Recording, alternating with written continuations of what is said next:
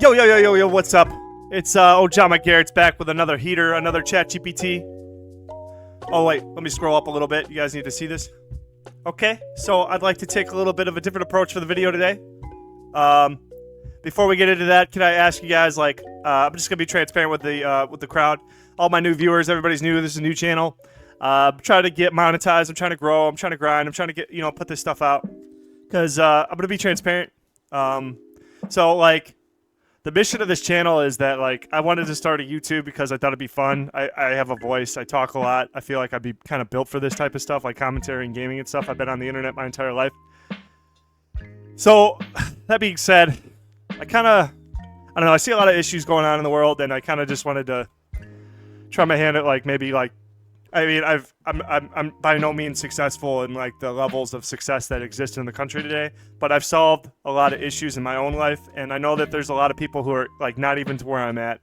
And I'm not saying I'm better than anybody or anything like that. I just know that, like, I solved a lot of problems. I had a lot of problems. I had a lot more problems than I have today, and I just wanted to, and I had, I figured stuff out, and, like I said, there's a lot of content out there. I said this before. There's a lot of content out there on how to get to 7 figures, but there ain't no way to, like, tell people how to, like, get to 45K and get a house and a girl and stuff like that. Like, there's no content out there that I've seen when I've gone looking for it that appeals really to the average guy. Getting somebody from, like, 4chan, weeb, neeb, terminally online to, like, a girlfriend and then, like, a full-time job with, like, relative happiness. You got annoying stuff, and there's a lot of problems that still I need to solve and stuff like that, but essentially, I just, long-winded rant aside, I know I probably lost everybody who clicked on because you only got like 30 seconds to retain people's attention. But if you could, like, give me a chance to try to,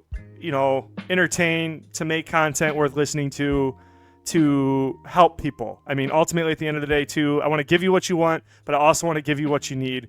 I want to lead. I want to help. I want to push back against, like, negative culture that is, like, pressing Americans and other, like, the other nations into the ground. You know what I mean? Like, I want to be a voice. I want to start helping. You know what I mean? I want to be a channel of positivity.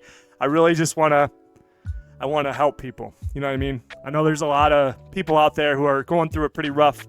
Personally, I've been, like, bullied my whole fucking life and, like, kind of just been on the outskirts, kind of been an outcast my whole life, and I know how it feels, and I feel like I can really reach out there and, like, build a community where I can build people up, and then we can hopefully maybe ripple through. If that's one person, that's awesome. You know what I mean? I know, okay, so I've just gone way too far. We got to get into this stuff, but if you could like and subscribe and just, like, keep watching my content and keep giving me feedback, or, tell me I suck, or do whatever, just keep getting, I'm going to keep grinding. I want to listen. I want to know what the people want, but I want to help people. You know what I mean? Ultimately, at the end of the day, I want to help people. I want to entertain. Okay, emotions aside, I'm getting a little emotional. So let's just hop right into the video. Thank you for listening if you're still here. So the video today is asking ChatGPT, or ChatGPT. I do that every time. ChatGPT asking me questions. Today I decided, I'm going to go for, I've been doubling it every single time. I think the last one was 40 or something like that. And then, the next would be 80. Yeah, so my last video was 40. I'm going to just double it up and add 20 to it. You know what I mean? I'm just going to keep going. I'm going to keep, like, climbing, and this is going to get pretty wild, pretty quick. I'm going to keep trying to double it until I can't possibly, handle that anymore. And this time, too, I try to, like, focus the, I noticed in my analytics there's enough people to tell me, like, what the age people are watching. It's kind of like 25 to 30 Americans, stuff like that, males. So I just kind of, this is kind of the stuff that I think, like, I am a 30-year-old male in America, so I feel like this is more stuff that, like, would be more interesting for you directly, and it would be economics. I love economics. I love money. And then USA issues specifically. So let's just jump right into it. All right. So I said to ChatGPT, so I think I'd be able to do a video. So I think I'd like to do a video for 100 questions covering economics and the problems in the USA. Like, so we're probably gonna get a little political in this video, and this might get me into trouble if anybody sees this. But I'm just gonna run it up. Try to do a hot quick takes. Most of my viewers are from the USA. I think narrowing the topic will make it easier for me to target my audience. So can you spit out 100 questions that are in depth and complex Also unique from the rest of the questions of our conversation, so I'm not re-uploading the same thing over and over again. So yeah. So, like with ChatGPT, it was one of the issues I thought, it's going to start, like, I saw a couple repeat questions for the throughout the last 2 videos, which, I could evolve my takes on them and stuff, and they're unique to people seeing them for the first time, but I just, like, would like it, kind of, for the sake of the episodes, because this is a series, so, like, if somebody were to watch this from cover to cover or something like that, we'd be getting unique questions and stuff like that. So yeah, with that said, ChatGPT said this. Focusing on economics and problems in the USA for your video is a great way to engage and resonate with your audience. Here are 100 unique, in-depth, and complex questions tailored to these themes. Now let's hop right into it. Number 1, income inequality. How can the growing income inequality in the USA be addressed without stifling economic growth? Well, my first take here is deregulating, entry into business, I guess would be a good way to start. Another way would be like funneling tax dollars in our education. I've said multiple things like this if you've seen any of the other videos. Funneling tax dollars into our education to actually help people become like entrepreneurs and business owners instead of employees is probably the way to go. To help from the business side, it would be nice if more entrepreneurs were to make platforms like DoorDash and make stuff like Uber and stuff like that. Just YouTube's a great one. Twitch is a great one. Rumble's a great one. You got all these new emerging platforms, and if we continue down that path, it'd be really good for just allowing like normal people like me, for instance. Like one day I might be making money doing this. You know what I mean? This might be my full-time job, and I don't have to like necessarily be tied to directly to an employer who I have to like meet arbitrary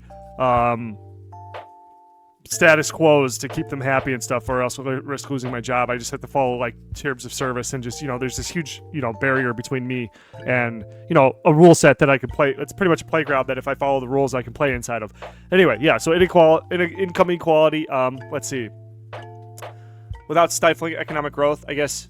Yeah, if you don't want to stifle economic growth, then you deregulate instead of regulate, I guess, because like if you deregulate, then that should help monopolies die, because when you regulate stuff, then stuff like companies like Amazon and Walmart, they have such a huge gross income that they can just like spend the cash. They have the cash flow to like adjust and like adapt to the regulation, while small business owners who are barely cutting it because they're new to the game, they don't have that huge like they don't have a million minds on their team working with them to make it so that they can do whatever adapt to the new regulations and stuff like that.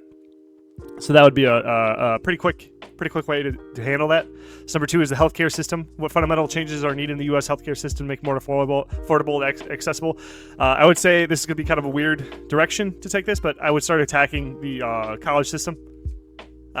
Personally, so like I would work on the college system. Whatever the government can do to make college more affordable and cheaper. Whatever the government can do, whatever entrepreneurs can do, whether that be deregulating, or I don't know, if we like move towards more of a companies doing more certifications like how Salesforce does it, and they have their own boot camp and stuff like that to get you going. You know what I mean? Like stuff like that to get you into that. But that's for like coding and IT and stuff like that. If there's like some ways for the government to create alternate paths to handle like basic healthcare needs, so that like hospitals don't have. So like just speaking of monopolies, I feel like hospitals and insurance companies have like a monopoly on the healthcare system, and there's like no room for anybody to join in. Like I mean, like I know there's like chiropractors, and like alternative medicines and stuff like that, but most of that stuff is a scam.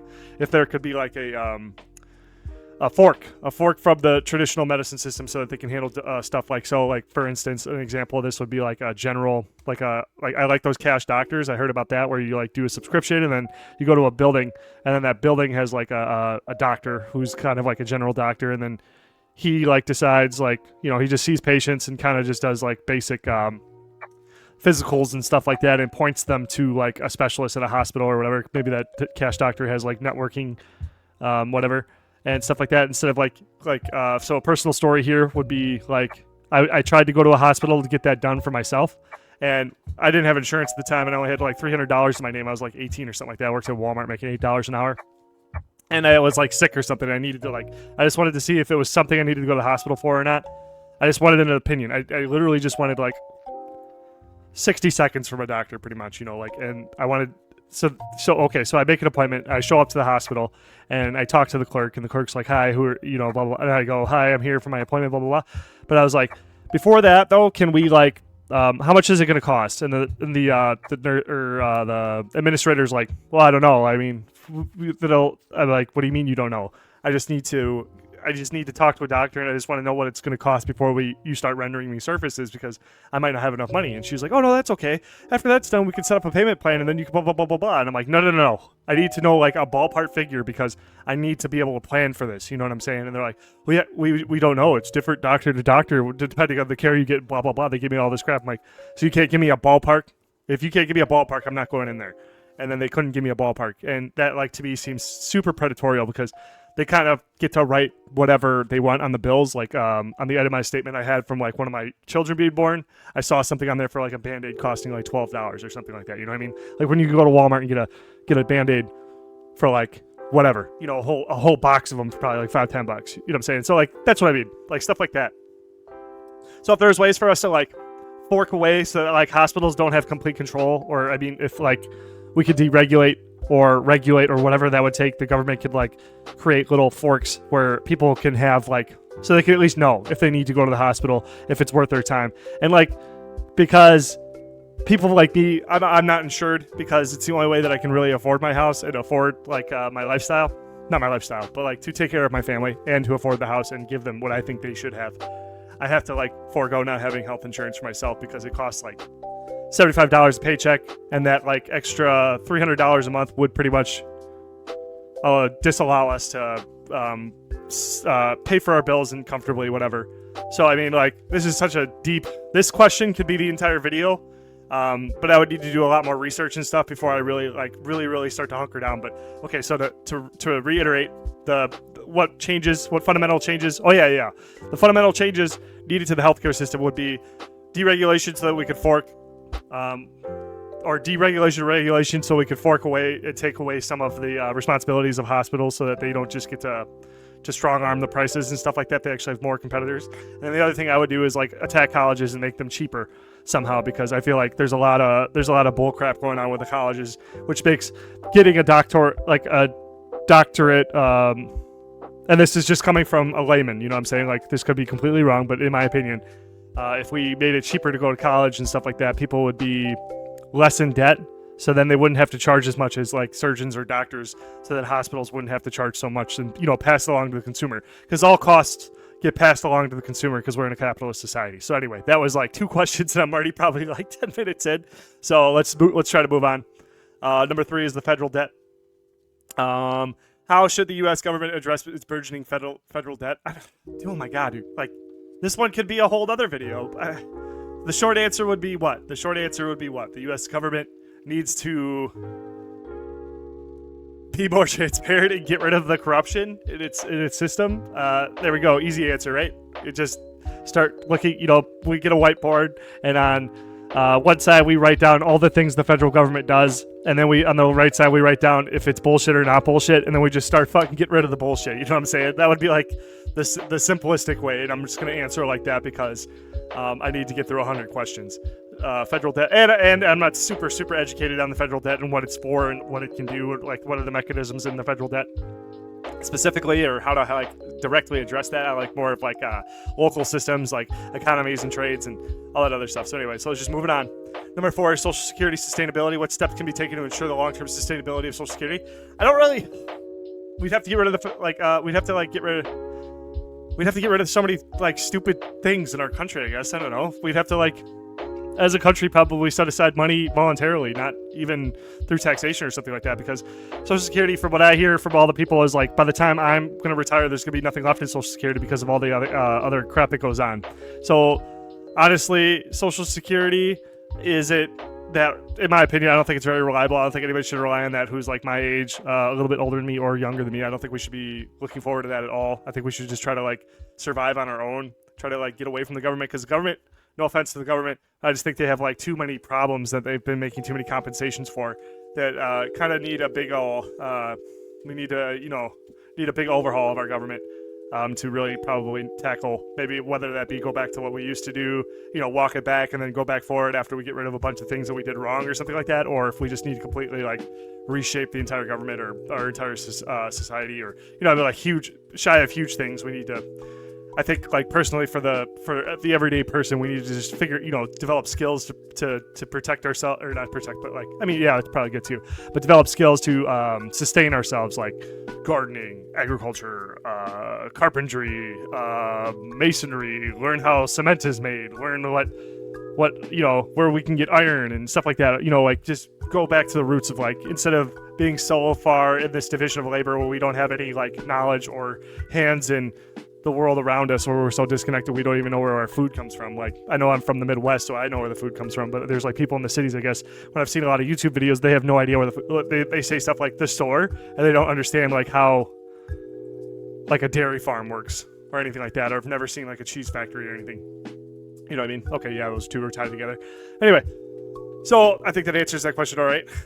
I think I forked off the question originally, but yeah, so what steps can be taken to ensure the long-term sustainability of Social Security? I don't think there really exists. I don't think that system really exists in the long term on a level where it's supposed to be for people today. So you stay away from it, I guess, is what I'm saying to that question. But that's just my opinion. So number 5 is higher education costs. How can the U.S. reduce the escalating cost of higher education and student debt? Well, I've seen some dumb things that colleges spend their money on to try to attract students. And from what I understand, a lot of the cost of colleges is because the students are allowed to get huge student loans from the government. So I think if we crack down on like the amount of money that people are allowed to borrow, or like we may get more strict for about the money you're allowed to borrow, and maybe or another way to handle it would be not allowing, like, I don't remember the college off the top of my head. It might be UCLA or something like that, to open a water park to attract students and then pass that cost along to the students, which is just taxpayer borrowed dollars. A lot less of that and more of the learning. You know what I mean? So yeah, that's where I'd start. That's a whole another video by itself. I mean, I'm sure there's entire YouTube spaces, thousands and thousands of hours of content just covering these first 5 questions, and I still have 95 to go. So here we go. This is gonna be great. I'm gonna try my best to keep going, and I ain't gonna stop until I have to. If the content's dead too, I mean, yeah, whatever. Anyway, blah blah blah. Just back to the question. So number 6 is automation and employment. What strategies should be implemented to protect jobs against the rise of automation and AI? What strategies should be implemented to protect jobs against the rise of automation and AI? I think that we just hope, we try to make it appeal to business owners to not be so greedy and to like expand, like use automation and AI to expand their businesses so that they can just provide more jobs. You know what I mean? Like, sure, yeah. So on one hand, we'll be losing like jobs that can be automated, but then like at my factory, let's say we got some robots in that like took away boxer jobs, but then they created 2 more jobs. They were robot tender jobs, and they weren't like you needed a college degree. You just needed more time and training. That's the company did facilitate, and it just reorganized them. But we still have the same staff. You know what I mean? So I think that's like how we handle that. It's just I know, cross our fingers and hope businesses that have been making immoral decisions make moral decisions. But if they don't, then they're probably going to get replaced by people who will make moral decisions, because I'm a firm believer that moral decisions create better economic opportunities for businesses, because that would be a whole nother video. But that's my answer to that question specifically. So the number 7 is trade policies. How can the U.S. balance fair trade policies while remaining competitive in the global market? How can they balance fair trade policies while remaining competitive in the global market? Balance fair trade policies already. I think we do. I think we do an alright job. I mean, we try. And if we just keep trying to, this is going to sound like a non-answer, but if we just keep trying to balance, just go in with it with good intentions, listening to experts or just take a lot of opinions and then weigh it out, and then try to make fair trade policies while also not freaking letting, make it easy for our country to create businesses. You know what I mean? That would keep us competitive in the global market. I mean, I hear about how like factories are closing down because they want to go get cheap labor over in China or something like that. But if we just like nurtured our own house instead of like worrying about what other people are doing, then we would be competitive. You know what I mean? If we would just motivate our people to work hard and become entrepreneurs and make it like, we could make it like your civil duty, or I don't know. That sounds like kind of psyop I don't want to talk about PSYOP, but I mean, like, we don't have to do PSYOP stuff. It starts with the culture. If we can get the culture to be more productive and stuff like that, instead of like being like extremely consumeristic. Like I feel like the scales have tipped from being super productive to being super consumeristic. If we can just tip the scales back to being more like encouraging men and women and other people, everybody to just be more productive and just like own businesses and own farms and own whatever. I think that would keep us competitive. Number 8, climate change economics. What economic policies can effectively address climate change without harming the U.S. economy? I've heard a lot. My most compelling take here is that like it doesn't really necessarily matter what we do in the U.S. because we're only 330 million people. Like, yeah, we can make all the U.S. climate. I think we should make all the best changes we can to combat climate change. If climate change is like if it's like backed, like the policy changes need to be backed by the climate change people. Like at a more like an objective scale, like and shy away from like changes that people who are very obviously biased into like an agenda, like stay away from those types of changes, but do with changes that like don't destroy the environment type changes that we can like very plainly easily prove, and then like also. So we should be doing that to set an example for the rest of the world and stuff like that. But then ultimately we just shift focus to like trying to encourage the rest of the world to also follow in our footsteps, and just we're gonna need to influence the whole world. We need to make it like a win-win situation for everybody too. We can't be like, you can't burn coal now to heat your house anymore because you're gonna kill the earth, but like because we don't want poor people to die. So we shouldn't try to do that, but we just like encourage governments or send aid or send entrepreneurs or send business owners into these areas to like replace the systems instead of just taking away one of their solutions and not providing them an alternative solution to like keep them growing. You know what I mean? So that's I think how we should handle climate change economics. Number 9 is rural economic development. How can economic growth and innovation be stimulated in rural areas of the U.S.? I think rural areas are probably the most stimulating areas in the U.S. because they don't have crazy amounts of regulation because so here's my hot take opinion on like local governments, like city governments and stuff, is like they make too many decisions for people, everyday people. I know cities need laws, and we need regulations to like keep people in order and like have reactions, or we can serve justice when people break the law and stuff like that. But like we have dumb like over zoning, like city planners and like zoning laws and stuff like that. I have a problem with them personally. We can I'll get into that in another video, I'm sure. But like if we just rural areas, you have a lot more like leeway to like do stuff. Like I can go out and like build like a little shed, and I don't necessarily need to get a permit in a town that's unincorporated for like a lean-to shed so I can store my wood there for the winter, you know what I mean?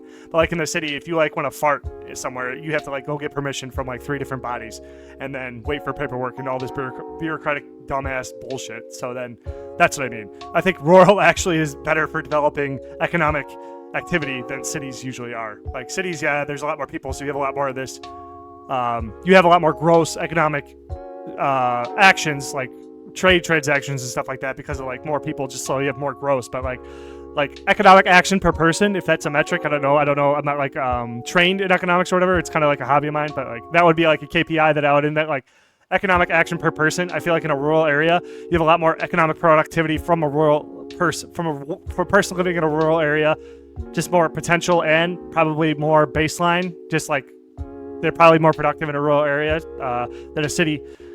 And like in terms of efficiency, like you're going to be more efficiently productive in a rural area than you would in a city area, just because of all the like stupid bureaucracy and slow and all the red tape and all the stuff like that. So without getting too crazy with that question, I'm going to just like end that one there and just move on to the next one. So then we have tax reform. What would an ideal tax reform look like in the U.S. that promotes fairness and economic growth? So like my basic tax reform, like if I had, without really knowing what I'm talking about, my first instinct when I look at the taxes is that we just have a flat tax when it comes to like federal income tax and stuff like that. It's just a flat tax, 10%. Because like then you're like everybody's paying 10%, and like when I look at the tax bracket, what are the okay tangent. So when I looked at the tax bracket for like federal income taxes, it's like I don't remember the numbers and stuff like that. And I'm not gonna look it up because I'm trying to do all this all in like a really fast one take, keep it like live, practice my commentary, just make sure I'm just talking and just not having a lot of dead space. And I don't want to like look it up live and stuff like that. And I don't want to stop the video to go look for it. So that all that being said is like, so like, sorry, one sec, I had to swallow. So when you look at the tax brackets, it's like nothing for poor people, which is great. That's perfect. You know, obviously you don't want to tax poor people because poor people need to climb out of whatever problems they're going in. That they need to climb out of whatever they're in, whatever hole they're in, so that they can actually be productive members of society after maintaining their own needs first. You know what I'm saying? Like that's great. I love that part of our tax. But like you move up like one tax bracket, it's like 2%. Then you move up another tax bracket, and it's like 2% or something like that. But like pretty much like the bracket where I'm at, and then the bracket into, like really good wealth, like high wealth status, is like a 10% jump from like the tax bracket below mine and the tax bracket I'm in. So like I went from paying like almost nothing to taxes to them yanking 10% more out of mine, and then beyond this tax bracket, now that I'm surviving here, then it's another 2% per bracket, and that's fucking stupid. Sorry for swaying like that. Probably not good to drop F-bombs, but like it is so dumb. Why is it a 10% jump for like people who are finally starting to hit that like that level of wealth where you're finally productive, you're getting all that overtime, you're finally getting it done, just to like lose the most in like your vertical climb? Is it like, to me, not to be conspiratorial, but it seems almost like intentional, but it's just stupid. I mean, like I don't ascribe things to intentional malice. I ascribe things a lot of the time to like ignorance, arrogance, or like laziness. So I like this, the tax bracket, the way it's built right now, honestly, a 10% flat tax would probably give us more tax dollars in the long run, because the more money you make, the more you're going to get taxed. So if I make $100,000, I'm going to pay $10,000 in tax. But if I make $1 million, I'm going to pay $100,000 in tax. You know what I'm saying? So like, it's not disincentivizing people to make more money, because as you make more money, the government's going to make more, but then you're going to make more too. So if like, just for income tax specifically, and then you could like move taxes around to be like other types of transactions. Like you can still tax cigarettes, you can still tax sales, you can still tax the roads, you can still do all these other types of tax, but like just lay off the income tax so that you encourage people to make money, to get out there and be productive and stuff like that. Then you use taxes, because taxes, from what I understand, from what I was taught in high school and stuff like that, is that they're used to incentivize and disincentivize certain behaviors. So then why are we disincentivizing people from making money? You know what I mean? We should be disincentivizing them from doing like destructive behavior. Like we disincentivize people from committing crimes by putting them in prison for 20 years if they kill somebody. You know what I mean? Like that's kind of how the taxes should be like organized, so that we disincentivize people from being lazy pieces of shit. You know, I'm not saying like to take away like welfare or anything like that, or like food share or anything like that. Like we do a really good job with our like I'm a proponent of like helping poor people, helping people in need and stuff like that, like having safety nets in society to protect against like worst case scenarios for people, just so that they don't have to die just because they lost their job or aren't productive because one of their legs got cut off because the place they're working at doesn't respect OSHA or something, or thinks OSHA is dumb and then makes you operate like really heavy machinery that just sliced your leg off because blah blah blah, and it's your fault, and they didn't pay, like workman's comp doesn't pay you because technically you didn't, you know, whatever bullshit, you know what I'm saying? But just like, I think like, yeah, so we should be disincentivizing people from making like bad decisions through taxation. So like, if I were to smoke cigarettes, yeah, put an extra 10% there. You know what I mean? Like you just got to get creative with the government. You know, like these people in government and stuff like that. I don't know, not to like criticize them or anything like that. I have nothing, because I would go like consult for government, I guess, like for politicians and stuff like that. Like if I could like observe the system, but not directly be inside of it, because I think being a politician probably is like a thankless job. Even if you're trying your hardest to do a good job, it's probably thankless, because it seems like a lot of theatrics, and it's okay. Tangents, too many tangents. Okay, I should probably like roll it back. I'm gonna reel it back. So essentially, an ideal tax reform would look like a 10% flat tax, and that's where I'd start. But I'd have to look at the entire tax code, which would be that's a whole nother video. I'm willing to do it. I'll read the whole tax code and I'll give my take on it. That sounds like a fun video. Let me know down in the comments if that's what you want to see. Haha, I'm pumping. Anyway, so question 11: housing affordability crisis. What can be done to solve the housing affordability crisis in major U.S. cities? Zoning laws, roll them back. How about do things that invite more developers to build more affordable housing? How about that? Instead of like, I don't know, like in my city, like there's like a limit on Airbnbs, which I can kind of understand that, but still, I'd be like, that still like drives down tourism and stuff like that, and tourism does drive revenue on some level. I mean, like there's pros and cons to everything, so I'm not trying to like say one thing specifically or not, but specifically for, you know what I mean, like allow people, like allow engineers, allow entrepreneurs. This is going to be a reoccurring theme. Allow more areas to be used to build new ways to house people. I don't know. Like I had one idea one time where we like have an apartment complex, but instead of like, you just have like sleep hubs. You know what I mean? Like somebody rents like a little closet, like a bunk in a room, whatever, that like slides the door down so that you can like, and it's like bulletproof and bomb-proof and stuff like that. So that like, because you're gonna have 100 million neighbors and shit, and you'd have to like soundproof these little booths, these little pods, or whatever. And then like, you know, it costs like $10 a month. And then like somebody who's like 18, homeless or something like that, or homeless people, or you know, it'd be like the bare level for like some place to make sure you just can go to sleep without being killed or robbed or something like that. You know what I'm saying? And then we like open up like, in my little magical city here, we would have like a little bath. You know, you could go to get a gym membership. They have showers. So I mean, like now you remove the necessity to have a shower in your apartment and stuff like that. And then it's just, you know, this isn't a permanent solution or anything like that, but it's a starter place. It's a starter home, not a starter home, starter pod. You know what I'm saying? And you just level up. You just like, we need to put more incremental housing levels in the market. You know what I mean? Because we have like house, apartment. And those are the two mains. You know what I mean? You have apartment, you live in an apartment forever, and you get like different layers of apartments that just different like different levels of apartment, but then you just eventually you move into a house, and then there's different houses and stuff like that. We need to like add more nuanced living situations, kind of like my pod solution. You know what I'm saying? I think that would help a lot with just like, because yeah, I mean like okay. So like I'm gonna go move to New York City, but it costs like $10,000 a second to live in a freaking broom closet, you know, or whatever they have there. But like, if there was like a pod building where like you could fit 1 million people inside of like a skyscraper, and then like you just go to your pod to sleep, well, then you could go, you know, work in New York City for a while, or go there to get like education, or to like do an internship or something like that, but not be like destroyed by costs. That's what I'm saying. Like just like solutions like that, I think would be really good for helping the housing affordability. But like zoning laws, and then different, like rolling back zoning laws, and then just different intersections or different nuances to the housing levels, I guess. And that probably would be regulated by laws, and that needs to be relooked at too, because I'm sure there's some sort of agenda there that's riddled through our entire system, where there's somebody's personal agenda that just like screws up the entire law, like the entire system of law for everybody else. You know what I'm saying? That probably is true. You know, I'd have to research a whole nother video. Let's just move on. Number 12 is racial wealth gap. How can the racial wealth gap in the U.S. be effectively addressed? Let's see. From what I understand, I think most like minorities live in major cities, and I think we could effectively address it by having like encouraging them to move to smaller towns. My personal advice to people who are poor, no matter your race, get the fuck out of a city. Get the heck out of the city. Get out of New York City, get out of these places, and go move to a town. Go move to a city with 50,000 people, even 100,000 people, 50,000 people, 20,000 people, 10,000 people. Go move to a factory town. Go move somewhere else. Just get out. Like, if you can't afford to leave, just leave everything behind and walk, man. I mean, like, I don't know. Like, that sounds horrible, but I mean, like, where there's a will, there's a way. And I don't know everybody's situation, but generally speaking, I bet like 10% of the people that are in, you know, an income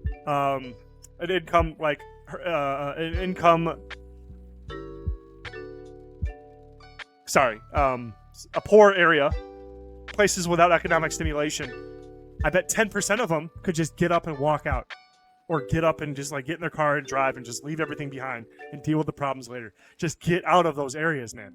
There's nothing going on there. Like from like all you don't have to look very hard. You can probably go out and find 50 different channels on YouTube that just talk about how like this mayor is crap and this mayor is ruining the city, and this person's personal agendas and their personal politics are getting in the way of helping poor people or propping up poor people to use them as a political motivation so they can keep getting reelected. You know what I'm saying? Why would you want to live in an area like that? Like, it sounds like a political war zone. You know what I mean? Get out, go to places where people don't really care what you do. You know what I mean? And if those places tend to have more places to work. Like the town I'm from is Factory City. And I would encourage as many people in the surrounding cities around me to move here and, you know, follow the law, obviously. Don't bring, like, crime with you or something like that. Or if you're, like, a criminal, stay away. But, like, come here and work. There's factories that they need people like crazy. And you can just work full-time, get a reasonably priced apartment. Like, the apartments here versus, like, the big cities in my area. It's, like, half for the same thing. Like, a two-bedroom is, like, half the cost of, like, Chicago or something like that. Or, like, you know, Minneapolis or whatever, you know, other Midwest cities I can't think of off the top of my head right now. Like, let's just move on. Like, just get the hell out of cities. That's what I would do. I think that would affect the wealth gap the racial wealth gap in the U.S. because I'm pretty sure this is just based on where I think most minorities live, and I think most minorities live in these major cities and stuff like that because that's where they like. I don't know why they are or whatever. But if you just get the hell out of cities. If that's even 5% or 10% or 20% of the population, it would address it. Like, wouldn't we want them to be 5% more, like, more or less out of poverty? Anyway, yeah. Sorry.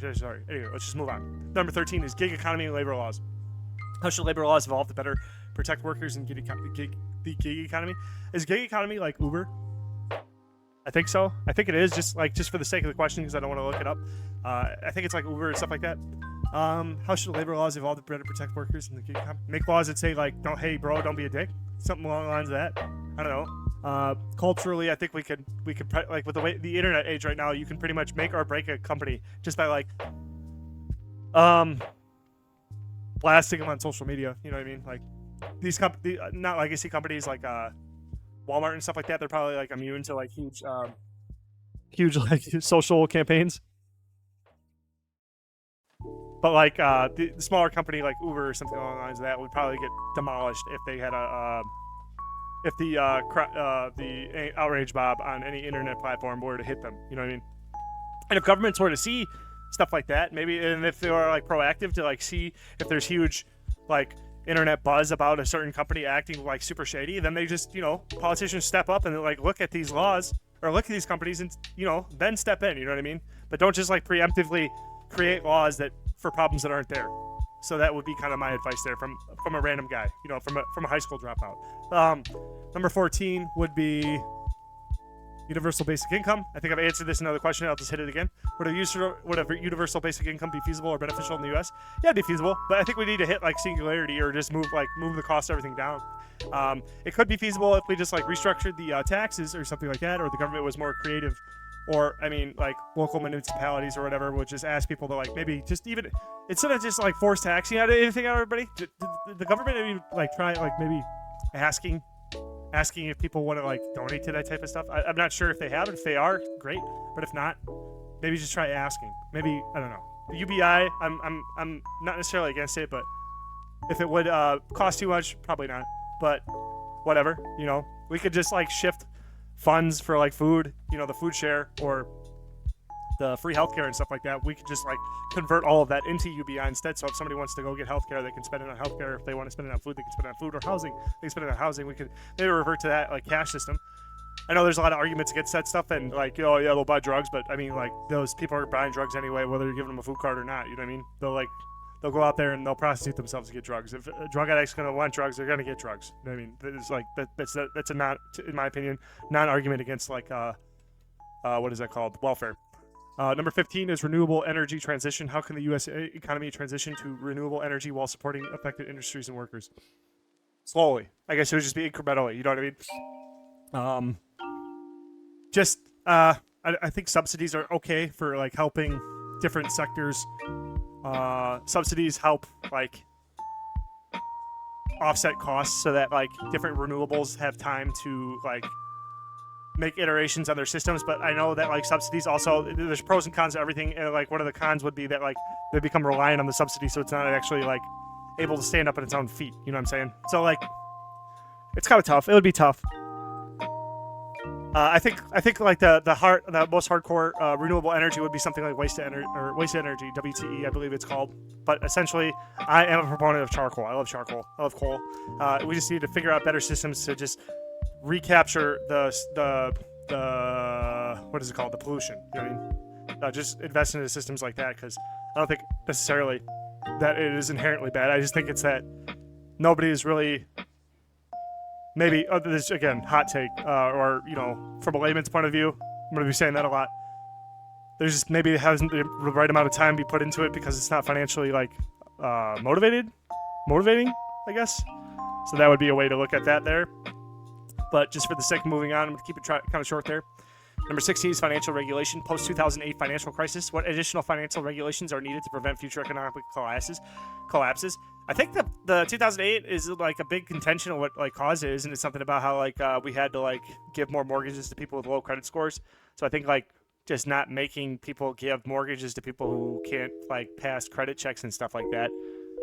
That is, I think that would protect against a future collapse. But I mean, these types of collapses are inevitable because like there's going to be people in the market that are just going to keep kind of like, you know, they're going to get high off of gains, they're going to get high off growth, they're going to get high off the like number go up, you know, and then they're just going to keep cutting corners, and then those people need to collapse. You know what I'm saying? Like, as horrible as that sounds, like that's why we have the safety nets in society, so that people can take those kinds of risks, find out those limits, and then like crash and burn. That's just the nature of markets and stuff like that. It needs to happen for us to know what the limits are. You know what I mean? Like, we can't protect against everything, and if we could like protecting a business is different than protecting someone's life. I mean, they go hand in hand, they're parallel to each other, but like we cannot just like baby every single business that decides to enter the market, because the market needs to test different businesses and different systems and stuff like that, so that we can pick the best ones and then leave the bad ones behind, so that we can continue to progress. Because ultimately, like I see our country as like a breeding ground for like ideas and testing ideas and stuff like that, just as a testing ground for like what works and what doesn't work.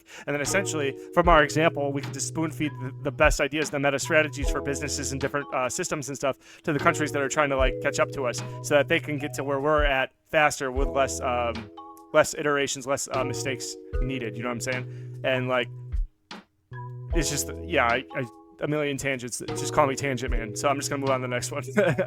Number 17 is childcare and economic growth. How can improved childcare support contribute to economic growth in the U.S.? This is a spicy question. How can improved childcare support? The market can handle it, and childcare should be, people who have children should probably have two parents in the household. That's pretty much the answer. It's the short answer. It's the easy answer. It's the right answer. You don't need as much childcare if you're able to not need two incomes in the household, or not need to get childcare. That's the easiest way to handle it. You know what I mean? I know there's a lot of like single mothers and single parents in the house or in the country and stuff like that, and they do need child support. And that, like, we could dedicate tax dollars to that and stuff like that, but it will help them out, because you know those single parents still got to eat, they still got to provide for their kids and stuff like that. So I mean, like, that is totally necessary.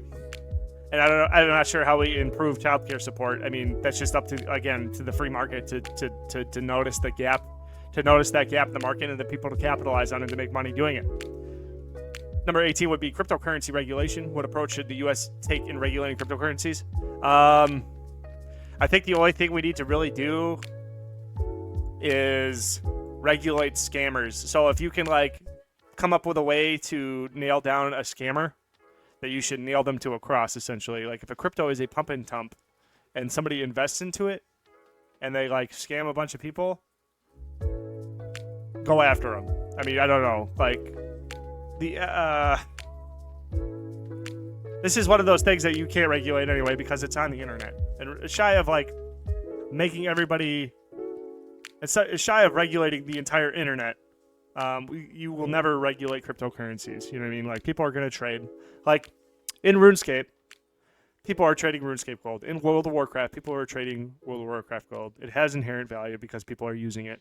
So, I mean, like, are you going to go regulate Fortnite bucks? I know they tried. They whispered it, but then everybody, like, laughed them to the bank or something like that. And good luck. I mean, you know what I mean? Like, good luck. You're going to spend a lot of research. That's, like, one of those things. It's one of those high effort, low return things that they might as well just leave alone. I don't think cryptocurrencies are really doing anything to the level, like, legitimate cryptocurrencies have already smushed scams, and the system, like the free markets with like YouTube and just educating and stuff like that, like on RuneScape and stuff like that. RuneScape regulated itself in the long run, like with all the wikis, with all the player interaction, the markets, they taught the player how to be smarter and how to protect players against themselves or each other. And I mean, Jagex did make, the company Jagex, that's the one that owns RuneScape and stuff like that, they did make like changes to, like, they made like transparency. They put like little checks in to kind of combat it, like to slow it down. But then ultimately, like, what killed scams is just education. So yeah, just education. That's probably the approach that you can only do for people. You know, you just include it in the school system would probably be the easiest way to implement like education, obviously, and just like teach people about scams and how to avoid scams. Number 19 is education system alignment with the job market. How can the U.S. education system better be aligned with the current job market needs? How can the U.S. education system be better aligned with the current job market needs? Encourage business owners instead of employees, I guess. I don't know. Push for trades. Roll back how easy it is to get student loans so that people have to, like, take risks that they're willing to stick their necks out for, instead of making the taxpayer take all the risk for the student who wants, and I'm not talking about all students, but more than 10%, and more than 10% of the students are going out and they're picking schools based on partying and who they can have sex with and stuff like that. And 10% is too much, in my opinion. That's too much free money to like let people fucking just like be degenerates and just like suck tax dollars up because they just want to extend adolescence and just party. And sorry if that's a hot take, but that's just, I don't know. I just get a little salty when it comes to that type of stuff. Number 20 is infrastructure modernization. What strategy should be prioritized in the modernization of U.S. infrastructure? What strategy should be prioritized in the modernization of U.S. infrastructure? More. I don't know. Like, let's see. Better roads, better like investments into different types of technologies, maybe like small aircraft and make aircraft more accessible, maybe a better aircraft system for like small, like a car, but we all, I don't know, develop technology with like drone technology, so make it like car sized, or like develop jetpacks, or make like those big floating tubes or something, and like the videos where they like suck people around in pods or something, or Elon Musk tried tunnels, infrastructure like buildings and roads and stuff. I don't know, like this one I don't really have a lot to say about it, so I'll just move on. Number 21, entrepreneurship and small business. How can the U.S. foster entrepreneurship and support small businesses more effectively? Roll back taxes on them. Roll back taxes on like lower, like the flat tax solves a lot of that. Tax breaks for certain actions, like I don't know. I've been saying so many things about entrepreneurs and small businesses. Sorry, I took a drink. Make it easy to get a business license. For stuff like distilling, let's say distilling liquor, make it so I don't have to wait a year for the ATF to send me a permission, or to give me permission after I already sank all my money into getting a property, getting the still, and then like following the code, and then I have to put the money up and then send the permission in for the ATF to then say okay, and then I have to ask like the city council for permission to like distill, like even for personal use and stuff like that. Like deregulate. That's the easy answer. That's the answer. That's the right answer. Number 22, economic impact of immigration. What is the true economic impact of immigration in the U.S. and how should immigration policies be shaped? The true economic impact? It's more labor. I mean, I don't know. Like, immigrants come into the country, they work at jobs that are needing jobs. It just increases the supply of labor, so then labor costs go down because there's a higher supply. So yeah, we get paid less, but then the cost of labor goes down, so then companies can better compete against each other, so then the consumer ultimately wins because cost of goods go down, and like the cost of labor goes down. The cost of goods go down if you're producing things locally, because then you have less distribution. You don't have to pay as much in distribution, so immigration in the long run works for labor-wise on the labor side. The only other thing with like immigration in the U.S. is just like you need to like just do a better job of just making sure that like the people that we're letting in know the culture and adapt to our culture. You can have your own culture, but you need to adapt to the culture that the U.S. has, because we need to be able to trust you. You know what I mean? Like if you got like from a war-torn country where it's okay for people to kill each other, and they come into our country where nobody would like violence is like frowned upon on every level, then those two cultures are going to clash just inherently.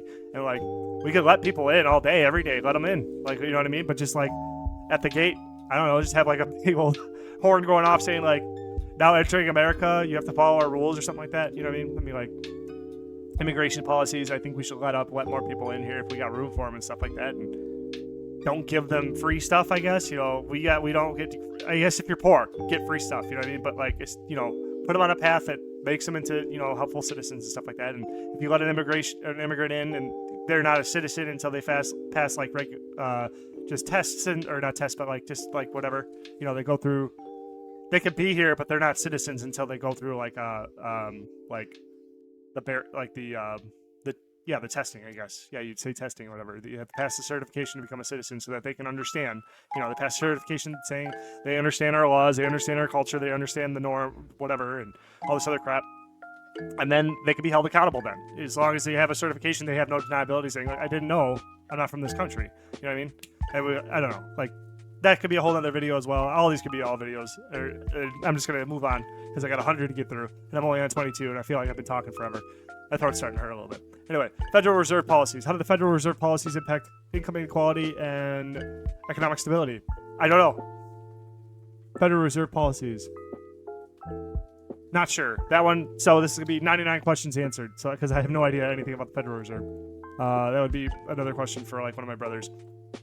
They know a lot more about that than I do. Corporate taxation. How can the U.S. reform corporate taxation to ensure fairness without driving away businesses?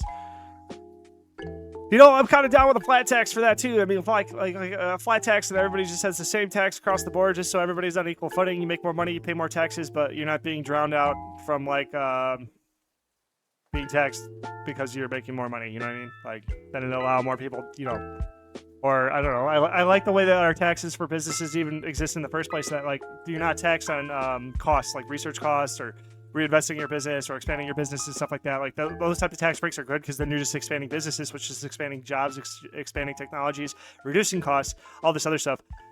So that like that helps the consumer in the long run. I hope these questions do divert a little bit so I can actually have some more meaningful commentary about different topics and stuff like that though. Though I do like this. I do like it. It's good. This is good practice for my commentary just in general, and I hope I'm interesting. Anyway, digital divide and economic impact. How does the digital divide affect economic opportunities, and what can be done to bridge this gap? I would say, you know, yeah, expand internet. I think this is up to companies to just, same thing. Just up to companies to like get internet out to more people. I like Starlink. Starlink's pretty cool because you feel like you just like, you know, you can get internet out in rural areas anywhere you want, you know. And what can be done to bridge this gap? How about the government? Okay, here's a fun one. How about the government incentivize people from starting different types of companies, incentivizing by like putting bounties out for huge problems. Like if a company can solve X problem, they get a $10 million whatever contract with the government for the next 5 years or something like that. You know what I mean? Like like bounty system like that would be really cool. Like gamify the system, like gamify our country, make it more like stimulate the entrepreneurs to step up. You know what I mean? Number 26, economic impact and climate mitigation. What are the economic costs and benefits of aggressive climate mitigation strategies in the U.S.? I think if you just go too fast with mitigation strategies in the first place, you're just going to have a bigger swing. So like everything's kind of like, I call it like the rubber banding effect. So like I work with cheese. So if I add too much moisture to the cheese, it's going to swing too hard one way. So if I add too much moisture to the cheese, it's going to come through the pipes a lot harder. So it's going to be a lot harder for my pumps to regulate the weights because it's surging out of nowhere. And it's going to take a little bit for it to rubber band and like go through the pendulum of death motion before it rebalances back in a new center. So like if you just go too fast with anything in general, you're just going to like shake up too much, and then like people won't be able to adapt fast enough because like we exist on different scales of like IQs and abilities and adaptation. You know what I mean? So just go slow. Oh, costs and benefits. So the benefits. So the cost would be you go too fast, you're gonna hurt everybody. The benefits would be you get through the changes, and you know, survival of the fittest. People that are there are gonna be like stronger because of it, and more used to like aggressively changing climate. So you're allowed to like they'll be more adaptable on the market. But I mean, like you lose a lot of like the lower tier like the lower tiered businesses and like fields and sectors and like people who are producing, they're just not good enough. And like if you don't need to get rid of them, if you don't absolutely need to get rid of a system, you probably shouldn't, because if it's being productive, if 1% is if one person's being 1% productive, like 101% versus like the ones that would survive, which would be like 110, you're still losing a productive part. And like we are nowhere near like tapped out on space on the earth. So I mean, like just unnecessarily getting rid of another person makes like another productive person. We shouldn't like just do that willy-nilly. You know what I mean? Because people change all the time. Rising healthcare costs. What factors are driving the rise in healthcare costs in the U.S. and how can they be controlled? I would say monopolies. What, like just because they want to. New technologies. I'd say because school costs are going up. That would probably cause one of the major. Schooling, I would assume, would cause the most rise in healthcare costs, because if it costs more to train your labor, and labor is like a major cost in any industry, and from like a healthcare industry, I think it's like more than like any other industry, because it's like almost services. It's a service industry, and more or less, because you're like rendering a lot of services. I know there's a lot of technology that goes into it, but a lot of the cost is technology would be labor. So school costs go up, healthcare costs go up too. Plus also just inflation, all that other stuff. it's a multifaceted thing, but I would say the number one thing would be schooling going up instead of us trying to control the prices of schools going up. Number 28 would be pension system reform. How can the U.S. address the challenges facing public and private pension systems? I think pensions are dumb. I think pensions are cool. They're a cool idea, but companies aren't offering them to people anymore, so this is a non-question. Or this is like not even... How can the U.S. address challenges facing public and private pension systems? I say that like companies offer pensions. They should offer pensions because you would attract a lot more labor, but they don't, so who cares? The U.S. shouldn't give any time to pensions because we are all, like, it is good for us to try to protect people's futures, but ultimately at the end of the day we are our own responsibilities. The government's not my daddy, you know what I'm saying? It's not your daddy either. And you know, when shit hits the fan, the government ain't your daddy and they don't love you, you know what I mean? Like my daddy, well, he's dead, but anyway, like my mom, she loves me more than the government ever will, you know what I'm saying? Like your family will look out for you. Your government doesn't care. Not on the same level. They can never care just because of the distance between you and them. You know, just that simple fact, and then other factors too. They don't care.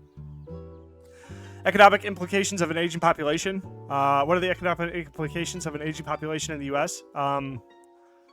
The implications is like people are aging out, and there's not enough bodies to replace them in the labor market. But like aging populations, it's good because then they start shifting from the laborers to the teachers and stuff like that, and then the next people coming up would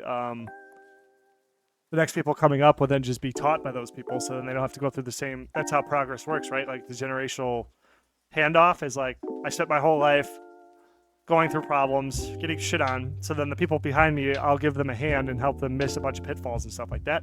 So that would be an economic implication, is that our labor force that's coming up hopefully are being taught by older people from the generations. That's what I'm trying to do at my factory. There's a lot of old people there, and I'm trying to just absorb the knowledge and the wisdom, ask them questions about things they've gone through at their factory, you know what I mean? Just try to like prepare myself for when they're gone, because I won't have their experience there anymore. But so like the other implications would be that if we're not having kids, which I'm not sure if we are having kids to replace our labor force, I think we're like 1-to-1, but we should be having more because we should be trying to expand, and you need more labor to expand.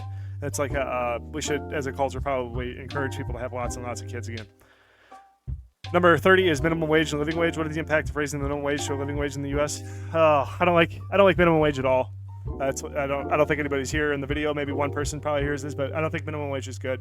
Because like I was saying before, like Amazon and Walmart and stuff like that, they can easily afford to raise their wages, and they usually, like on the news, if they hear a lot of news cycles about raising the minimum wage, they'll just preemptively raise their wages to what that new wage is, just so they're ready for it and can get used to the offset the costs or whatever.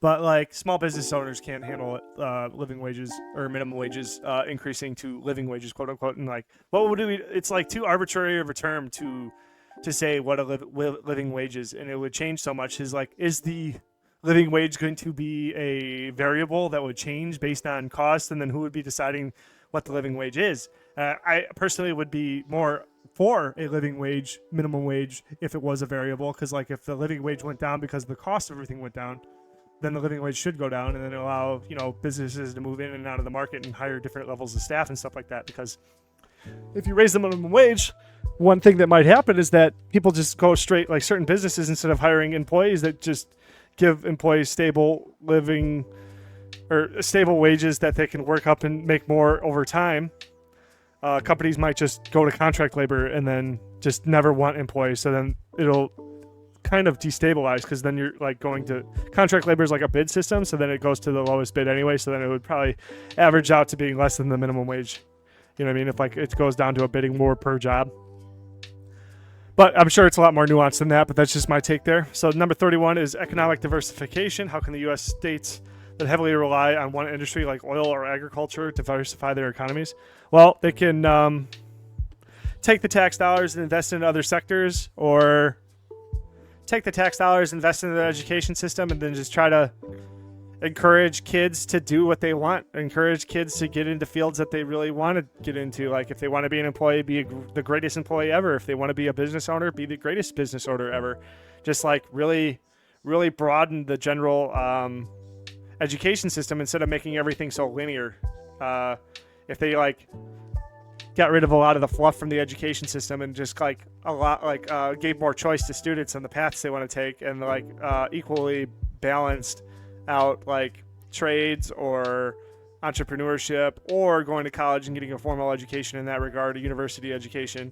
I think that would help a lot diversification in their economies, because if you start with the youth, they're the ones that are on the field looking in the system. You know what I mean? Like, you have like the game makers and stuff like that, but I feel like once you're too long in an office, you kind of lose sight of the field, and you just need some new eyes to see the field and see what can be put here. Because maybe like this wall could be used to grow grapes, and this one kid wants to just start like a little grapevine or something as a hobby, and then that might just turn into a whole industry where he's now, you know, he started a winery in an urban environment because he just like he did a bunch of business deals with a bunch of apartment complexes that have unused walls, and he just put like his vine tree, like they're facing the right way or something like that, and now he's got like urbanized grapes, and then he like gets, you know, harvests the grapes, and then he's like making wine in an oil town, like a steel town, like over in Pittsburgh or something like that. You know what I mean? Like, it would be stuff like that. But that would, you know, again, I'm ringing the deregulation bell. That would probably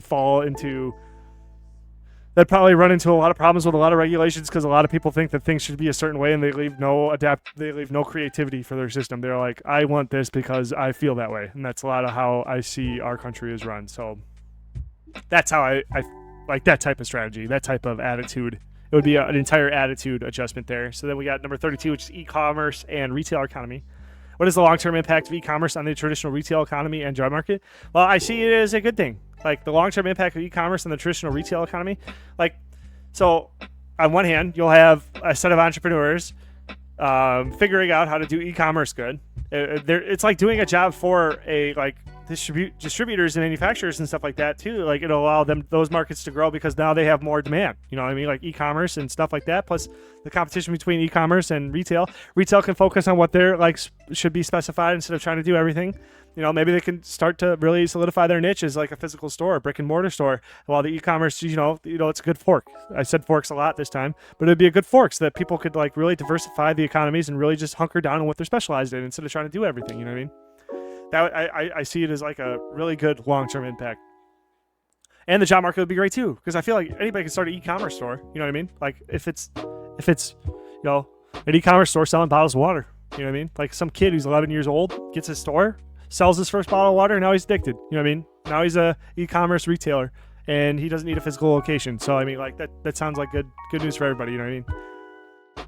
Number 33 is wealth tax feasibility. Is a wealth tax a feasible solution for reducing economic inequality? Yeah, more or less. It depends where you put it at. Like, we could start at like such an outrageously high number so that, like, you could like, so it's like once you make $1 billion a year for a solo entity or something like that, you could put a wealth tax on it, and then people I think would like even so doing it like it's such an outrageous number. This is where I would put it, is like it's such an outrageous number. It would when I say that, it makes me want to get it so that I can be like, ha, I'm cool. I pay a wealth tax. So that it would be like a status symbol, which is also generating more money. But then, I mean, I don't know. So you could do that, and then if somebody got to the wealth tax and it's like cool, you get more money and it like drives people to get there. You could kind of just, like I said it in other questions, like slowly put it on, see the effects over, you know, a short term, medium term, long term. Is it hurting the country? No. And you can just slowly put it on over a long period of time. So maybe over 100 years, maybe the wealth tax really, whatever. And also, I mean, you got to be careful those kinds of things too, because of inflation, because of wealth tax at $1 billion a year. Maybe in 100 years, $1 billion a year, like 50% of our country is getting that because of inflation and just the way money works and stuff like that. Maybe goods, you know, the number isn't, it's not a static value. Like $1 billion is just a number. Like $1 billion is going to change value over time. So you have to be really careful of those types of taxes, I feel like. Again, high school dropout, I don't know nothing, but that's just my opinion. Number 34 is rural broadband access. How can the expansion of broadband access in rural areas impact the U.S. economy? Well, it puts more power into the hands of rural people, because I feel like the internet is probably one of the strongest technologies that's ever entered humanity. I mean, it allows me to make this video right now. It allows me to make this type of video, to have this like never-ending content stream where I can just have an AI feed me content to then just talk about more content and just give more opinions and stuff like that. So then, like, the more internet in rural areas, the more economic stimulation you're going to have in those areas, because they're going to be connected better to the grid. So it's going to turn life more into a video game. Like on RuneScape, I can walk up to a place called the Grand Exchange with my items in my bank and then just immediately buy and sell items instantaneously. And the internet, putting the internet in rural areas just brings us closer to that future. Number 35 is affordable housing policies. What policies can effectively increase affordable housing stock in the U.S.? Roll back residential or stop zoning areas like crazy people. Make it so you can build more houses in more areas, and then we can have more supply. I don't know. I don't know specifically the laws and stuff like that, but I just know in like a lot of major areas, what causes what causes major prices, like the major price hikes in certain properties in certain areas, is that because they over-regulated zoning, so that like you're only allowed to build houses in certain areas. So then there's like no supply of housing, but there's 10 million people in your city, but all of them want houses. Obviously, if there's only 10 houses in that city, those houses are going to be extremely expensive because 10 million people want them. So if you just like expanded the housing, I talked about that in previous answers, then you're going to drop the prices of houses just inherently, because there'll be more houses, because people will want to make that money because all that demand exists, and they'll move in and build the houses. Number 36 is balancing economic growth and environmental protection. How can the U.S. balance economic growth and environmental protection? That's kind of a no-brainer. I feel like these questions are going to get a little repetitive here, but I'm going to keep going and give it a chance. Balancing economic growth and environmental protection. How could the U.S. balance economic growth and environmental protection? Common sense. I don't know how else to say there. I think I've answered that question 50 times. So let's move on to 37, which is our impact of artificial intelligence on industries. How will AI impact various industries in the U.S., and how can the workforce adapt? How can the workforce adapt is just like studying AI and just using it like I am. I think that would be the best way. Then, just get educated on it from other people who use it, and then just try to predict what it's going to do, what industries it's going to get into, and then just try to like go with the flow instead of like crying about it and just like screaming for it to get banned. AI is going to impact so many industries, every single industries. I could already feel it. I'm using it to impact YouTube, hopefully. I don't know. I feel like I've made a pretty good dent in the few weeks I've gone. I made like 2,000 views in 3 weeks in a brand new, fresh channel. I noticed the algorithm change a little bit to promote new creators, and I'm just like trying to crank content out. Like Mr. Beast, I just saw a video of him talking about how like he made a video every other day, and I dedicated time to make a video every day. And his video sucked at the beginning, and so do mine. Like I'm just at the sheer volume I'm trying to put out. AI allows me to do it at a lot more relatively easy scale, like easy workload, so I can actually produce better content easier compared to what he started with, because his equipment was crap. But still, like it just makes everything easier. It's gonna make everything easier, so that everything's gonna go crazy. It's gonna go parabolic. We're gonna have so much production. Like as soon as like the entrepreneurs are already on their way, they're making apps. They're doing these companies. I already see advertisements for how AI is like gonna make phone calls for you, or like do research for you, or like do all this other crap. You know what I mean? Like it's already making things so easy. Like I have like thousands of conversations with the ChatGPT that made me like better at my job. It made me look like, I don't know, sometimes I feel like they think I'm like this like a cheese savant, but like I just like look like I ask questions to everybody there. When nobody would know the answer, I'd go ask ChatGPT, and it would kind of point me in the right direction, and then I would be able to like create solutions for problems on the floor and stuff like that. So now like it's given me an edge. If it's given me an edge, it's given everybody an edge. So it's just gonna make everything crazy, insane production. Financial literacy and economic stability. How important is financial literacy for economic stability, and how can it be improved among U.S. citizens? The most important, financial literacy. Economics is probably like the top 3 most important things for an average person. They should know everything they can about money. I watched a video where they said that like the more like you should try to date money, the level that you should absorb how money works, because the more time you spend thinking about money, the more time you act with money, the more time you spend like with money, the more money comes to you. And like it was super weird and made me feel kind of weird when I saw the video, but I could kind of see what they were saying once I started studying more about money, how money works, and just like watched money in my life and how it left my hands and how it came into my hands, and then just like read books, even watching it in video game systems and stuff like that. Like I know, like, and it just made me so much more confident in America. And like with that confidence, if we spread that out throughout, if we just made everybody in America 10% more confident about money, who knows the implications of that? You know what I mean? So it's like super important. And how can it be improved? Start hammering money home in school early. From the societal point of view, more people need to start talking about it. More people need to start like pressuring kids to be like cool with money and stuff like that, and stop giving kids money for no reason. And I don't know, like we need to hit it on the school side. We need to hit it on the parent side. We need to hit it in the the culture side, we need to hit it, hit it on every direction. Like it is like I said, top 3 easy. Top 3 most important things easy in our country. Money is our country. America is known for how much money it has. So like obviously we need to know everything about money. As many people need to know everything about money and just not like, oh, I don't know how to make money. I don't know. Da, da, da. Like nobody should ever say, I don't know how to make money. You know what I mean? Like everybody should be like a money expert.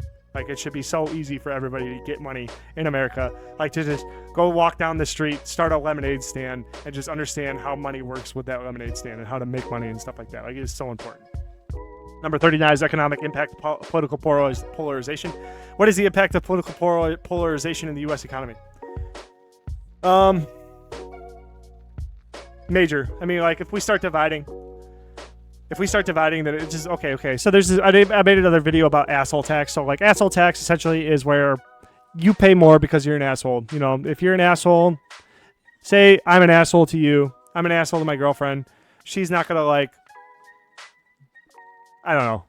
That's a bad one because that's I don't want to talk about that. So if I'm just an asshole to my friend and my friend's an asshole to, or it's easy. Here's an easy way to go about it. Okay, so like if my friend's an asshole to me and he asks me for a favor, he can go fuck himself. You know what I'm saying? Like that's an asshole tax.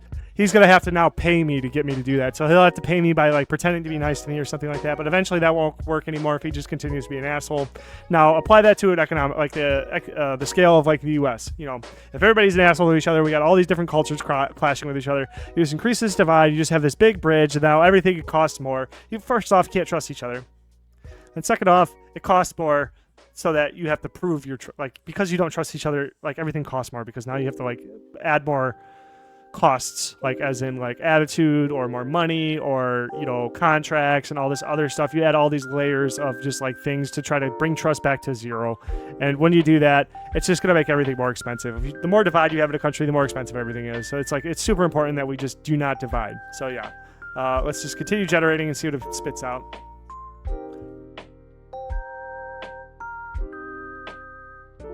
Future of the coal industry. What is the future of the coal industry in the U.S. and what alternatives should coal-dependent communities consider? I love coal. I think coal is awesome because it's dirty, sure, but we could probably develop technologies to make it less dirty. And alternatives would be waste of energy, charcoal. Charcoal is the future when it comes to energy and stuff like that. Just carbon's everywhere, and we can like get carbon out of everything. It solves like multiple issues, and one of the major ones I can think of is like food waste and landfills. So landfills, they're producing the CO2 anyway from the waste breaking down, but it's also releasing all these other noxious gases like methane, which is like 100 times worse for I guess theoretically it's 100 times worse for our greenhouse effect that like carbon dioxide is. So if we just took waste, like random bags of garbage from the landfills, threw them into charcoal retorts, and then the retort system would use the methane and burn it into like I think the gas that is released during a charcoal retort burn is like called what is it called? Sulfur dioxide, which contributes to acid range, but it's a lot better. You can capture that with like scrubbing, with the gas scrubbing, like with water scrubbing or something like that, to make so then you could like make another byproduct, which is like sulfuric acid. Then we can, sulfuric acid is one of the main measurements to the economic prosperity of a country because sulfuric acid like goes into like car batteries and all these other different types of products. And then there's like so then you're taking all these noxious gases that the landfills are already releasing and destroying our environment anyway, and then you're getting char in return. Char and other byproducts like oil, whatever, depending on the system you want to use and what you want to put into it. It depends on the business, but like you get so much. And then the baseline, you get char. You get char, which is like, you can turn into biochar, which is used for agriculture, or you can just use it as a fuel again, refeed it back into the coal furnaces and just like, I mean, like that's, to me, that sounds sustainable. That sounds like an alternative energy, you know what I mean? Like it sounds really good. Globalization's, oh gosh, scroll down really far. Oopsies. Globalization's impact on the U.S. jobs is how has globalization affected job markets in the U.S. and how can workers be better supported? Well, the main thing I could see from globalization affecting U.S. jobs is that like we're competing against these other people that like their labor costs are like almost nothing because they live in poor countries, and the only thing I could think of that would help U.S. workers would be just like lowering taxes and like giving us incentives for working harder. That would, if we're competing against the global market, you can't just like, you can't kill the golden goose, man. You gotta like do something for the labor if you care about it. You know what I mean? Like, I understand that it's complicated and stuff like that, but we should try to help our own workers with better incentives and lower taxes. That's just a simple way to get through it. And you spend taxes on things that help workers, support them, like better, maybe money. Maybe we don't need a healthcare like a government, like we don't need Obamacare or something like that. Obamacare, decent try, just do another iteration, do a better iteration. Maybe it's just financial support to pay for medical bills instead of like being its own insurance company that like price fixes stuff for the hospitals, so the hospitals have to still make up those costs and then pass it on to the consumer anyway. You know what I mean? Like maybe we could just do cash support. You know what I mean? Like, what's your bill? Government goes, I don't know, maybe there's agents that talk to the hospitals and try to like talk stuff down and negotiate, or maybe like work on like long-term payment plans. Maybe the government could be like, yo man, hospital, you can't take this income. You're only allowed to take this income from somebody else. And then the hospitals have to like barter better with, the debtor or something like that. That type of stuff. So then food security, agriculture policy.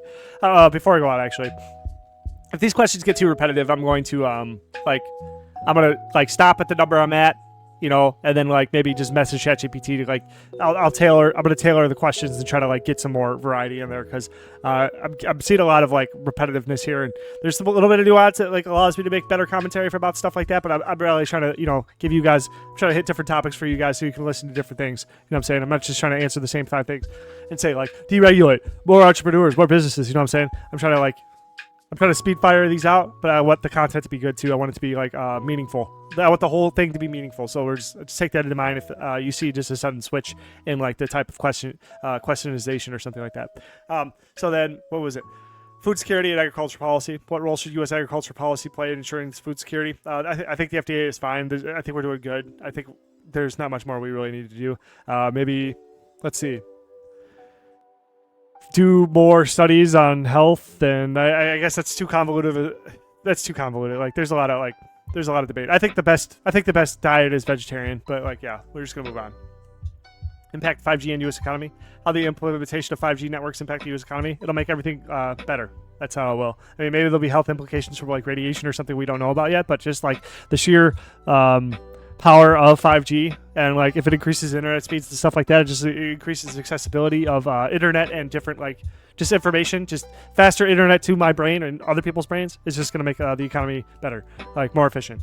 Opioid crisis and economic impact. Okay, it's a little different. Okay, a little different. Maybe we're not out of maybe it's not over. What is the economic impact of the opioid crisis in the U.S. and how should it be addressed? The economic impact of the opioid crisis in the U.S. is a severe one, I think, because like one thing. And it's not the health of it. It's not the healthcare effects. It's not that people are dying. It's that people are going to prison for having drugs that shouldn't. It's unhealthy. But we encourage unhealthy behavior every day anyway. Like you know what I mean. Like we don't ban McDonald's. We don't ban McDoubles, even though they put like preservatives and all this other crap, and it's fake meat. Like I love it. I love it so much. But it's not. I'm not going to prison for 12 years because I had heroin on me. You know what I mean? Like, there's one thing about distributing heroin to like kids and stuff like that. That's different. Like, we can't sell nicotine to kids, but I can get a jewel and suck an entire jewel down in 20 seconds if I really wanted to. If I could figure it out, and I wouldn't go to jail. I might die, but I wouldn't go to jail. So I think the biggest economic impact of the opioid crisis in the U.S. is that we're causing this divide because it's illegal. And like, if it wasn't illegal, then people wouldn't feel like they had to hide it, and they wouldn't have to hide from societally and culturally, you have to hide a lot of things because the culture is horrible and super judgmental. But like, at least from a legalistic point of view, from a legal point of view, you don't have to worry about going to prison and then ruining your life, because prisoners, they get eaten alive by the culture. I don't know how many prisoners I know, or convicts, felons and stuff like that like are embarrassed to talk about it, and like I'm cool with them and they're cool with me most of the time, but like on a general, they'll never be mainstream. If you're a felon, like if your felony was something like drugs or something like that, you're just sketchy. You're sketchy, you know what I mean? And you'll never integrate with society on a level that you should be able to.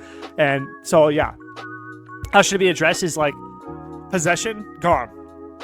That type of stuff. Yeah, you can make it a ticket or something like that. You can do public intoxes and stuff like that. We could regulate it just that way and still control the behavior. But like ruining somebody's life because they had like a gram of weed on them is pretty friggin' stupid. It's like the dumbest. It's one of the highest levels of dumb. So yeah, I don't like. Maybe it's a hot take. Maybe it's not. But that's what I'd do to address it. And I think a lot of the other problems with the opioid crisis would go away because like I said, it's just a huge problem, and it's because we're divisive because of it. They have to hide. They feel like criminals because they are criminals, because they get treated like criminals. If you treat a criminal like a criminal, they do criminal shit. You know what I mean? So number 45 is sustainable tourism development. How can the U.S. develop its tourism industry sustainably?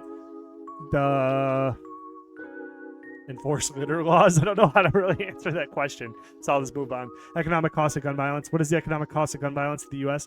Not very much. I think it's blown out of proportion. Gun violence isn't that big of a deal in comparison to other problems in the country. I'm not saying that gun violence isn't a problem. I'm not saying it's not a big problem. I think it's a big problem. Gun violence is a problem. Any violence is a problem. But let's compare gun violence, gun deaths, gross gun deaths to heart disease deaths. I think it's like 30,000 a year just for gun deaths, but it's 500,000 a year for heart attacks. And what causes most heart attacks? Big fat. So I'm just saying, like, okay, yeah, whatever. You know what I mean? Like, it's a problem, but it's not that big of a problem. I think we should. There's bigger fish to fry before we even get to guns yet. All right. Number 47 is offshoring and reshoring of jobs. How can the U.S. balance the effects of offshoring with the benefits of reshoring jobs? How can the U.S. balance the effects of offshoring with the benefits of reshoring jobs? I don't know if that matters. I don't know if that matters to us. Like, we just pass the buck to other countries that are trying to catch up to us so we can focus on things that matter in our own country. I think it's a good way to answer that question. Gender pay gap. What strategies can effectively address the gender pay gap in the U.S. workforce? Well, I think how it would be addressed is that we are honest about it, and like, I know there's a million other YouTube content creators and stuff that talk about the gender pay gap and stuff like that, and I don't need to make the argument about how it's not really that thing. I mean, like, if the statistics are honest, then we can actually determine if the gender pay gap did exist. But from what I've seen about a lot of the statistics is they use like a lot of dishonest ways of counting. And because of that, now it's completely convoluted and we don't really know for sure. And good job, everybody. Your agenda's got in the way of actually us figuring out if it's a problem or not. So congratulations. Number 49 is the impact of social media on consumer behavior. How is social media shaping consumer behavior in the U.S. economy? I think social media is helping consumer behavior because potentially helping U.S. or consumer behavior because the internet allows the culture to fragment into smaller chunks so you can join your niches, whatever you want to join. So then it puts power into the voices of little people like me. Like, you know what I mean? Like, I know, say I get 100,000 subs or something like that. I'm just one person. And if I just keep doing videos like this, maybe I do it for 5 years. Maybe I'll have 100,000 subs in 5 years. You know what I mean?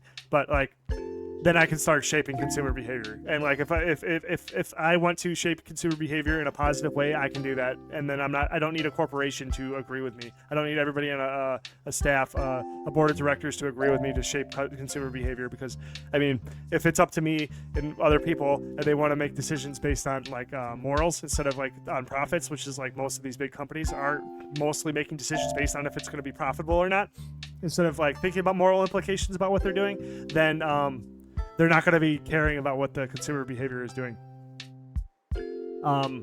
Only if it affects their profits. So they're going to, from my perspective, they're going to manipulate consumers to make like, try to like abuse their psychology to make them impulse buy and stuff like that. So they're actually going to shape them into more of a consumeristic point of view, where though, like, you could have people like me or other people like me or other people with their own ways of trying to handle it, try to be leaders in the society and stuff like that. They could shape consumer behavior in their cultures and stuff like that. So I mean, like, we'll have a much more diverse. So like, I feel like people will have more options. So then with more options, they can make better choices and stuff like that. So I think it's gonna make our economy just better in the long run.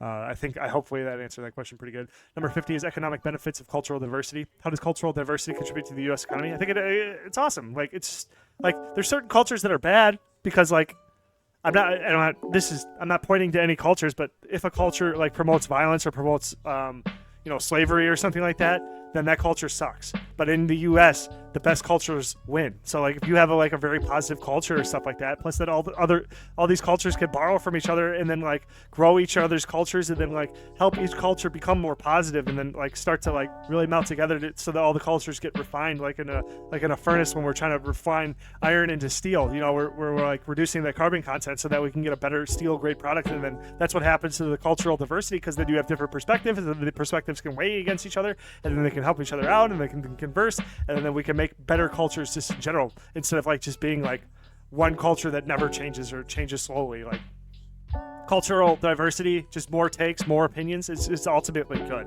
You know what I mean? So it's just good. More good than bad, potentially good than bad. You know what I'm saying? So it's good. U.S. competitiveness in the tech industry. How can the U.S. maintain its competitiveness in the global tech industry?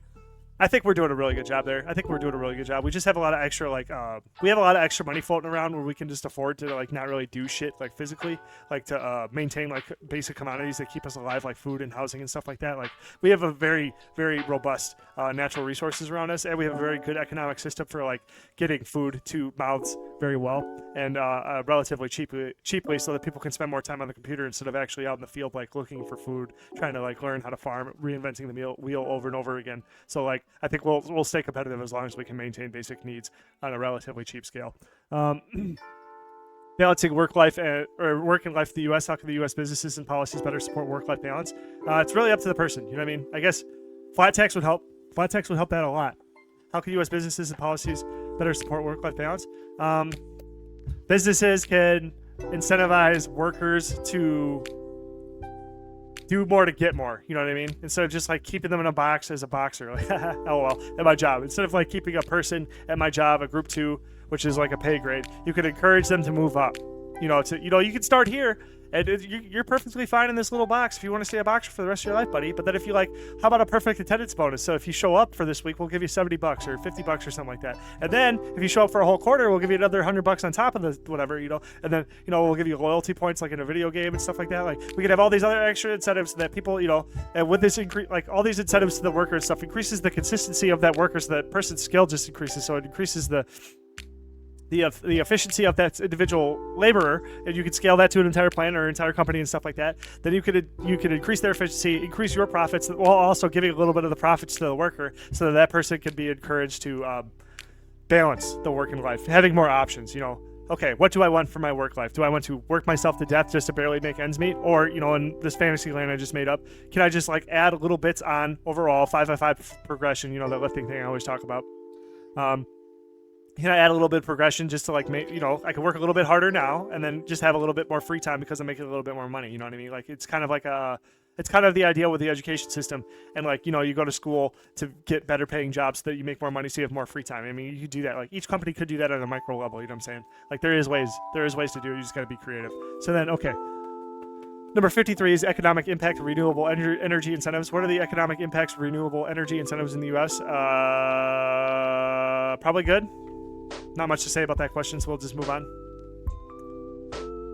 Outsourcing impact on U.S. economy. How has outsourcing impacted the U.S. economy and labor market? I think I've answered that question a little bit already. So, I mean, outsourcing is essentially the same thing, so I'm just not going to repeat myself and waste everybody's time. Number 55 is economic integration of refugees. How can refugees be economically integrated in the U.S. society effectively? Talked about this a little bit, so I'll just reiterate a little bit.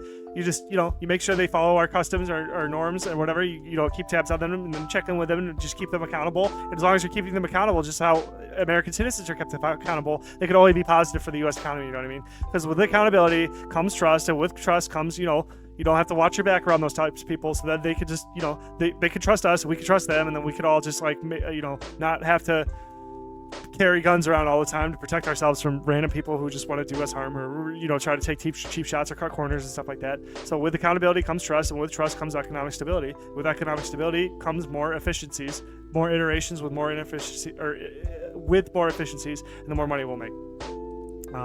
Economic or impact of telecommuting on urban economies. How does the rise of telecommuting impact urban economies in the U.S.? I think it makes it better. I talk shit a lot about cities all the time, but if you get business done with like Discord calls or like like Zoom, I don't know what they do, like a Facebook call, or just getting on your cell phone, or just having like calls like that, you don't have to leave your house, so you don't have to like increase the likelihood of friction from you being on the road and having road rage and like causing the butterfly effect. If we reduce butterfly flaps, that could only be good. You know what I mean? Telecommuting, I think it's good. Plus also, it's another iteration of just adding more efficiencies to businesses, because now you don't need to buy huge office buildings, make everybody come to that freaking office, then have them sit down and wear certain things. They can wear what they want. They just get the work done. We can focus more on the work and less on the stupid arbitrary crap, you know what I mean? Like business attire and all that other stuff. You can just, more efficient, more focused, better lives, you know what I mean? Fiscal policy and economic growth. How can the U.S. fiscal policy be used to stimulate sustainable economic growth? I feel like if the U.S.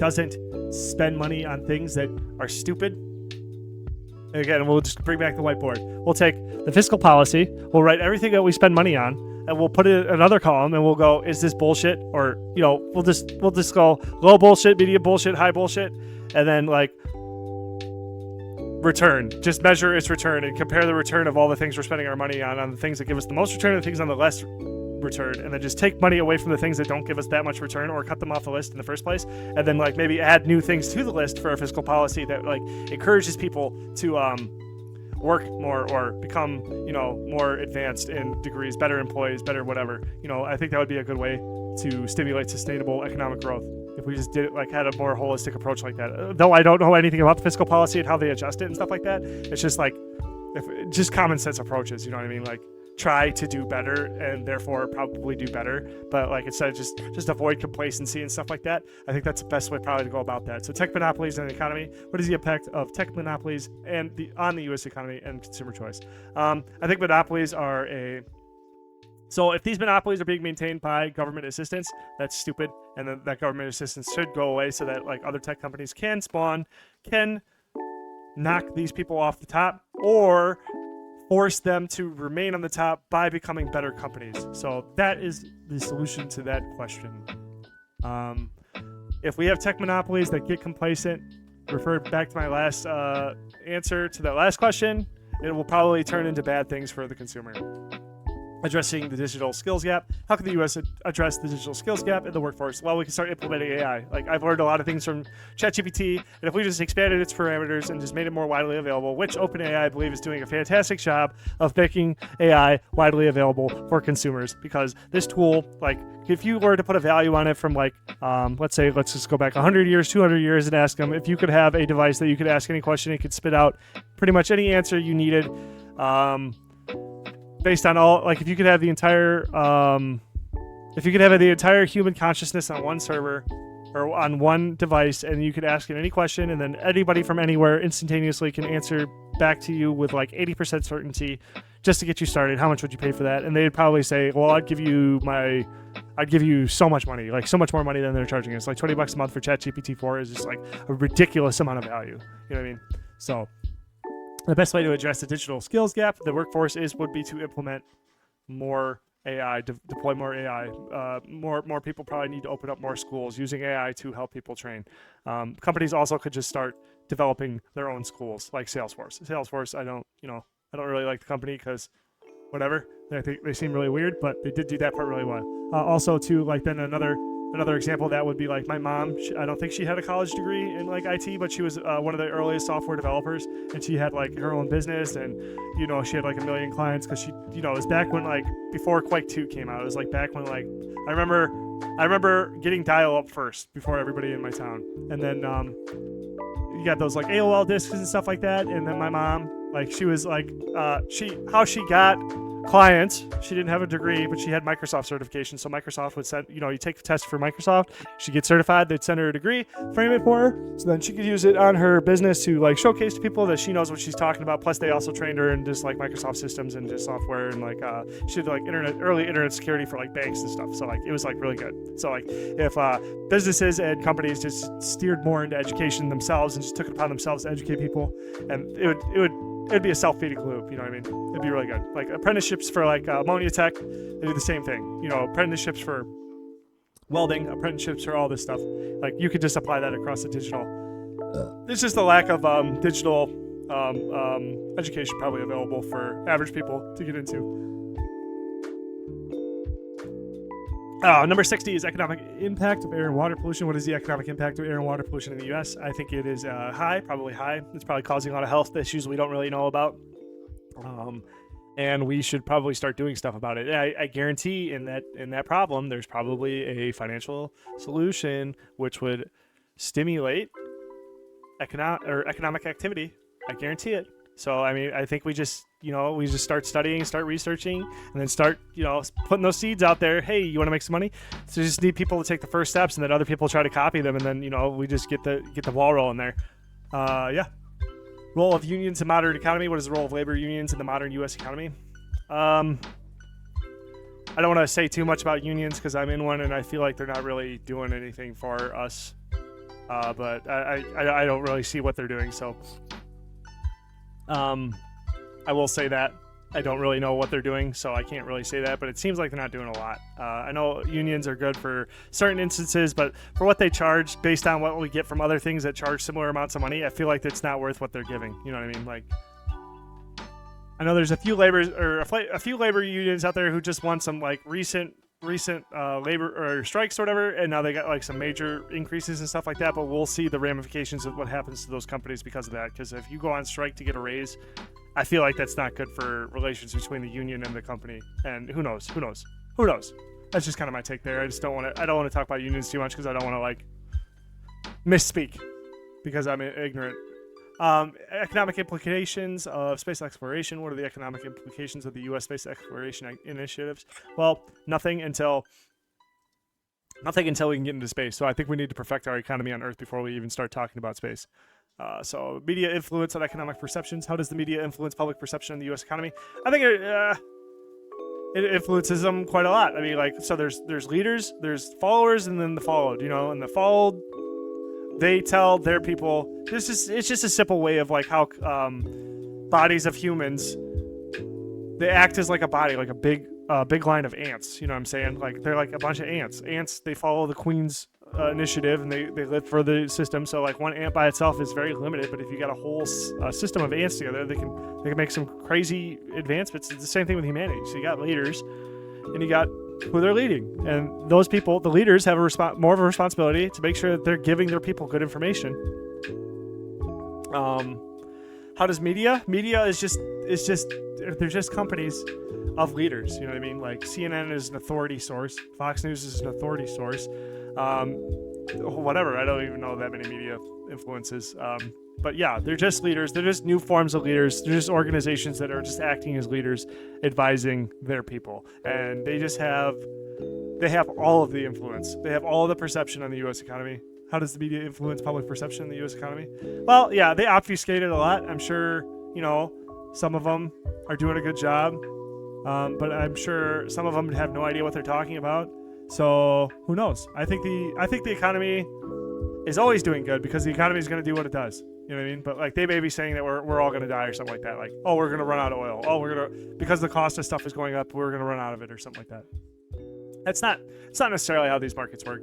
Like say like fresh water sources are starting to run out, water would go up, but that it would incentivize people to start desalinating because now it would be a profitable business cycle. You know what I'm saying? So the water supplies would level out. Like the demand will meet the supply, or supply will meet the demand, or we die. You know what I mean? But like, when is the last time like supply has not met demand when it comes to like basic commodities? I don't know. Like real commodities that cause like massive death. I'm not talking about the 2008 financial crisis where people lost a bunch of money. You know what I mean? Like money grows. Money is everywhere. Money we print money. Money is just a thing. You know what I mean? Like it's not like a real limited commodity. It's just like we need more money. Oh, now there's more money. You know what I mean? Like it's buttons on a banker's keyboard. Like water is, we've never ran out of enough water that like millions of people just died overnight. You know what I mean? Anyway. Economic impact of legalizing cannabis. What is the potential economic impact of legalizing cannabis at the federal level in the U.S.? I think it would be a major milestone in economic stimulation in our country if we legalized cannabis, a relatively harmless drug that doesn't cause people to do any harm to each other. It makes you lazy, yeah, sure. It makes you dumb, maybe dumber because you're inhaling a bunch of smoke, Carbon monoxide over a long period of time can't be great for brain function, but why the hell are people going to prison for 10, 20 years for having cannabis? That's just stupid. You know what I mean? Like how much of the country is participating in it, especially since it's being legalized in so many state levels. Like what is the percentage now? 20%, 20 to 50% of the state or the country is like on the federal level criminals, and then just at an ending point, somebody at the feds is just having a bad day, and they just go arrest somebody and put them in prison. You don't think that type of fear is just like stifling economic activity? So like legalizing cannabis would be a huge moral boost or a morale boost just from the hype from it, just the initial hype, which would probably cause massive levels of just like overwhelming positive emotion. But then in the long term, it would probably raise the baseline economic activity too, because there'd be a whole population of people who don't have that that look over my shoulder type shit. They have better trust of the government because they would trust the government wouldn't be throwing them in jail for one less stupid thing. You know what I mean? So like that's crazy good. That's crazy good for the country. Wage stagnation causes and solutions. What are the causes of wage stagnation in the U.S. and how can it be addressed? Wage stagnation in the U.S. I think just comes from just like complacent. I don't know. Okay, so I'm just gonna sound pretty ignorant, arrogant here, but I just think it's from complacency.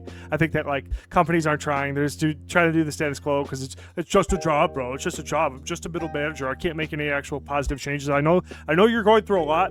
I know you're going through a lot, labor force, but I just don't care because I just punch in and I punch out and I go home and I just watch football or whatever. You know what I mean? Like, I just think complacency is probably causing a lot of wage stagnation in the U.S. We don't have a lot of people who want to be go-getters because they don't see a lot of options, so that's like a lack of education, you could say there. So again, that feeds back into my solution that we need to put more attention into our education so that we can start to affect people's perceptions of how to make money. So then once they know how to make more money, then there would be less wage stagnation because if more people are opening businesses, maybe they're making more money, maybe they're making the same money, but then some, more people opening businesses increases the likelihood of more people making more money in those businesses, therefore increasing the likelihood that they're employing more people so that there would be more competitive wages for certain types of things because it's not all just going to the big three, which would be like manufacturing, retail, and the service industry or something like that. I'm sure I'm missing a bunch of healthcare, there's a bunch of other stuff. But yeah, there'd be a lot more just like labor diversity, so that there would be more labor competition, so then prices would be more, labor prices would be more like fluctuating on area to area. So then, like I just feel like it would stimulate, we would cause stimulation in the labor market, and then that would help it a lot. So education and just like less barriers of entry for businesses to start. Number 66, impact of electric vehicles in the U.S. economy. How the shift of electric vehicles impact the U.S. economy. I think it'll change it because it'll increase majorly our internal combustion vehicles are good because like gasoline is a stable energy. So like we would need, you just make gasoline and then you just store it, and then when you needed it, you can just put it in your car. But if everything was going to be electricity, it would increase the amount of like power plants we would need, which would probably increase the amount of coal we would need, or charcoal. Overpowered. Charcoal is the best, always.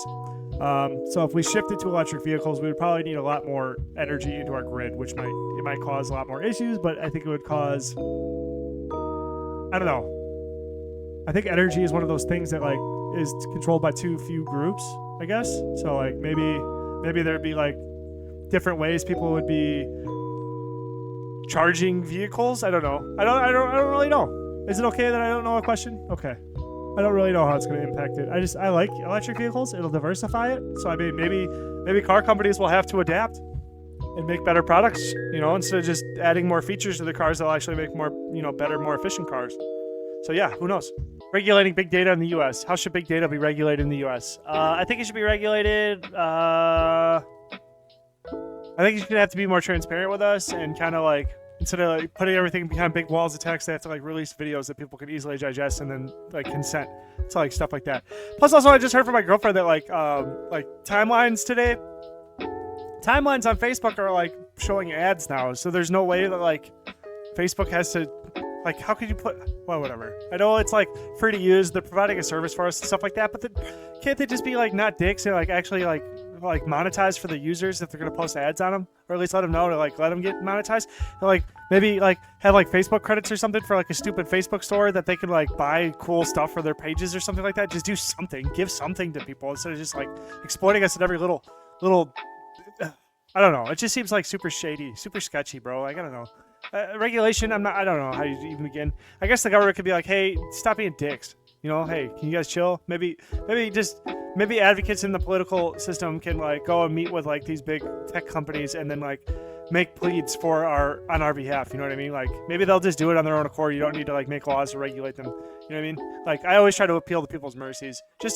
I just hope, like if you can make a good enough case and make it enough like win-win, speak everybody's language, like speak business language and stuff like that. Just, more trust, all that stuff. It's gonna make it better for them in the long run anyway. So like, I don't know. I just don't like going straight to regulation on like stuff like that when we can maybe regulate ourselves, and because that would be cheaper. It'd be cheaper because then the government would need more tax dollars to like regulate, and it would be cheaper because it's self-regulation is always cheaper. It's like disciplining yourself. Like it's better for you in the long run.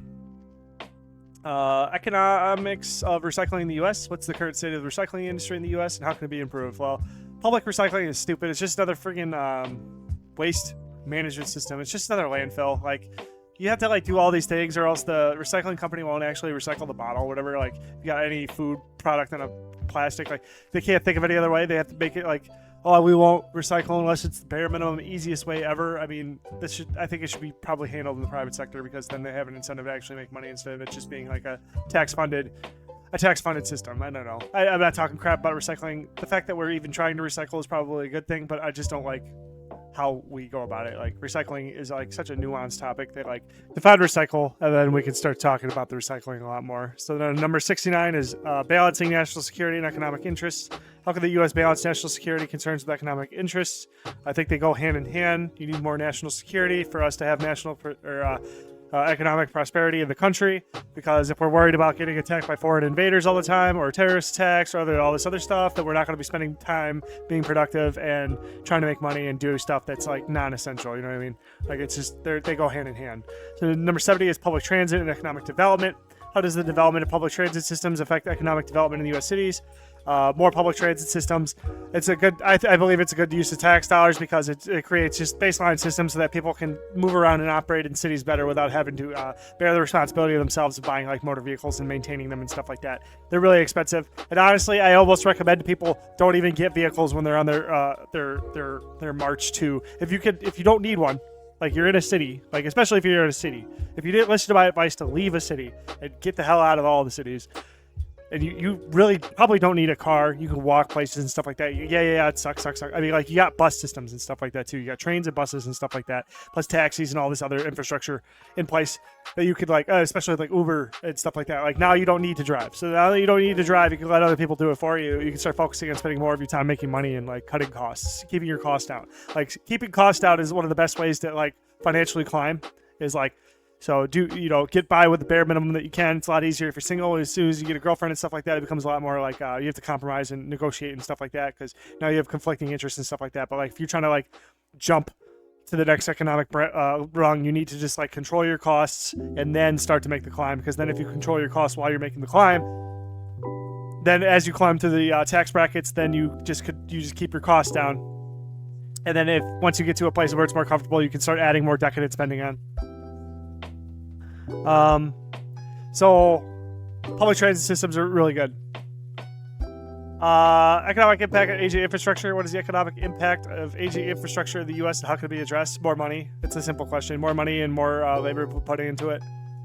Or maybe let some of it go to the private sector to take care of, like, bridges and stuff, and then they can pay. They can integrate their own tolls or something like that, or do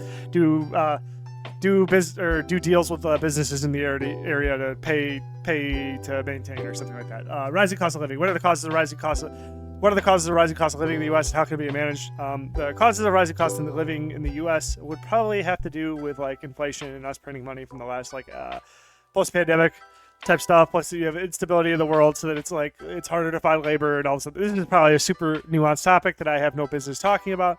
But the things that I know that are causing rising costs of living are probably how there's not enough focus in sectors that matter. A lot more sectors of, like, like, there's, like, a lot more in the entertainment industry and stuff like that, and, like, all these other things that aren't, like, actually, like farming's not sexy. Building, like if we had more plumbers and more carpenters and more construction workers and all this other stuff, if more people, like, entered those fields and stuff, and the labor, like I was saying, like, labor costs to cost of living and stuff like that. But then economic instability through, like, all the conflicts going on in the world right now and stuff like that is probably affecting it. Plus then, like, the printing of money, and then the increasing mismanaging of our country by both parties, all parties. Our government just seems to be operating on, like, theatrics instead of actually getting stuff done. I know there's probably noble characters in the I'm not trying to paint with a broad brush here. I'm not trying to be too generalizing. I'm not trying to, like, attack certain groups or any individuals. I just think generally, like, the culture in our politics, our political system, is more about theatrics instead of actually getting stuff done. And we need more people working, and the ones that make the rules need to get down to brass tacks and actually, like, become, see the field, play it, like, make rules that actually make sense. All right, yeah, a lot of these are starting to look like repeats. I think I've talked about immigrants a bunch, agriculture, lobbying, and all this other stuff. Yeah, I think I'm just going to, what was it? So the last one I just did was rising cost of living, so 28 more. So I think I'm just going to spice it up a lot. I'm just going to ask ChatGPT can you make the last 28 questions about U.S. political issues. I think this will be spicy, but it'll also give me a lot of trouble, so we'll just see what happens. Start spawning, please. Certainly, here are the final 28 questions focused specifically on U.S. political issues. Electoral college reform. Should the U.S. maintain the electoral college system? And if not, what alternatives can ensure a more democratic election process? I think the electoral college system is fine. I mean, they normally go with a popular vote anyway, so it doesn't, whatever. I mean, like, whatever. That's way beyond me. The bunch of nerds say that it's good, a bunch of nerds say it's bad. I think it's fine. It's probably not that big of a deal. Somehow it splits the voting power, and yeah, I do agree that, like, I agree with it more or less. Campaign finance reform. How can the U.S. reform campaign finance to reduce the influence of money in politics? I think money should be influencing politics. Money is like responsibility. I see money as responsibility. So if you make a lot of money, you are responsible on some front. Like, yeah, you may exploit to get your money, but in the long term, it's hard to build like Middle East wealth on scamming. You know what I mean? You really build wealth. You could get money fast by being a scammer, but then that money goes away from you fast. But if you slowly build money up, money usually slowly leaves you. So I don't think like money in politics needs to happen. I think that might be the hottest take I have here, hopefully. But money in politics is probably okay. I mean, like, people are going to be corrupt and stuff like that, but in a way, if you can like expose politicians by exposing their make financing more transparent, I guess that'd be a good way to do it. So that like people taking money and stuff like that, they can get blasted by their political opponents and stuff and just be exposed as being scammers pretty much, and then just like ruin their careers. You know what I mean? Maybe that's a good way to start. Partisan media's impact on democracy. How does the rise of partisan media impact U.S. democracy and political discourse? I mean, there's opposing sides, and if they're like transparent about it and they like say I am left leaning or I am right leaning or I am this party and I am associated with this, and as long as everybody is just like, everybody's got opinions, you know what I mean? Like, each party has specific opinions, and that's why they have their parties. That's why we label them the way we do. So it's like, it's good. It's good for the discourse. I think like as long as you're honest about like where your takes are coming from and like just people are acting honestly and stuff like that, it can't be anything but good. Or we don't go to violence with each other and stuff like that. Yeah. So I mean, like, yeah, these questions are already getting a lot better. Gerrymandering and electoral fairness. What measures can be taken to address the issue of gerrymandering in the U.S. elections? I'm not sure what gerrymandering is, so I'm going to take a quick minute to ask what that is. This is kind of out of the norm here. I don't want to dodge all these questions. I want to actually answer them. What is gerrymandering?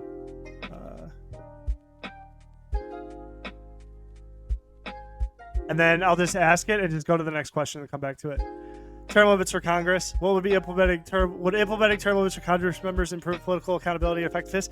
I don't know how I feel about limits. Like, if we just like keep cycling people in and out and stuff like that, I feel like they make choices. They make choices to get them elected, but they don't have to see the consequences of their bad choices and stuff like that.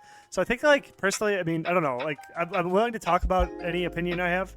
I'm not like set in stone on like a lot of things because like these are just ideas and stuff like that. But so like. I just think that like if you're able to win over and over and nobody can step up and beat you, like why would we, like, if somebody is a competent enough leader to keep winning elections, why would we want them out? You know what I mean? Like, if they're doing a good job, shouldn't they stay? If we just keep rotating people, we just increase the likelihood that we're going to get bad candidates in there, just because the sheer volume of just like recycling people. Okay, so I'm going to go down and see what gerrymandering is real quick. Gerrymandering is the practice of manipulating the boundaries of electoral districts to favor one party or class over another. This typically is done by the political party that has control over the redistricting process. Okay, that sounds kind of sketchy. Hacking, concentrating the opposing party's voting power in a few districts to reduce their influence in other districts. This results in a few districts with large majorities for the opposing party, but leaves more districts with smaller manageable majorities for the controlling party. Cracking, diluting the voting power of opposing party. This is dumb. Okay, so yeah, I mean, just reading that much is just dumb.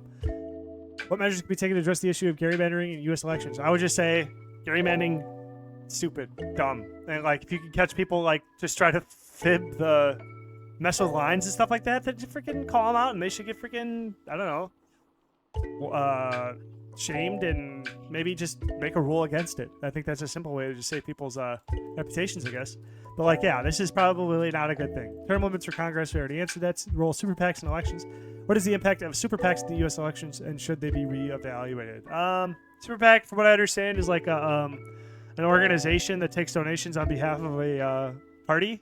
I think it's good. It's like you need a lot of money to run for office, right? Like, I mean, you need a lot of money to run for office. So I mean, like, there's got to be ways to be able to get like money, or else like if you can't get money to do your own election advertising and stuff like that, then you have to rely on like, I feel like the system's already in place to like, it'll make it easier for like Mark Zuckerberg to prop up his political candidate. You know what I mean? Like, we don't want that. We want the candidates running on their own. I mean, other than that, I will claim a lot of ignorance here about like what a super PAC can and can't do. So I'm willing to move on that position anyway. I'm not like stuck in any position there. Lobbying, influencing, and policy making. How can the influence of lobbying and policy making be balanced with the need for expert advice in the legislature? I think lobbying is somebody. Is it lobbying just somebody like going? Isn't it a paid sale? It's pretty much a salesman, isn't it? Paid by a certain group to like lobby for a law or to make a law change. And I don't see necessarily like inherently something that's wrong with that. Though I'm willing to talk about anything. Like I said.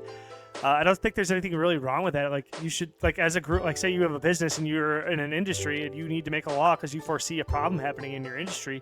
Shouldn't you be able to pay somebody to go advocate for you? Like, should you have to, like, stop operation yourself to go do it on your own behalf? Like, what's wrong with it? Like, doesn't a lobbyist sometimes make, like, wouldn't they want to have expert advice so that they can make a better pitch? So, I mean, I just don't know.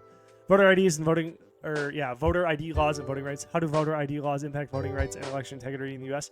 I think we should have a voter ID. It should be a driver's license. I think only citizens should be able to vote. It's our country, and if you want to vote, become a citizen. It's as simple as that. I mean, I don't understand the contention with this whole topic. I don't understand why the left and the right fight about this one. Disclaimer: I'm not left-leaning or right-leaning. I don't really associate with either group. I'm a Christian. That's all I am. Okay, anyway. Supreme Court reform. Is there a need? Okay, never mind. If that comes up again, I'll talk about it more extensively. So, Supreme Court reform. Is there a need for reform in the U.S. Supreme Court? And if so, what reform should be considered? I don't think there's a need for a reform. I don't know much about it, but I think, like,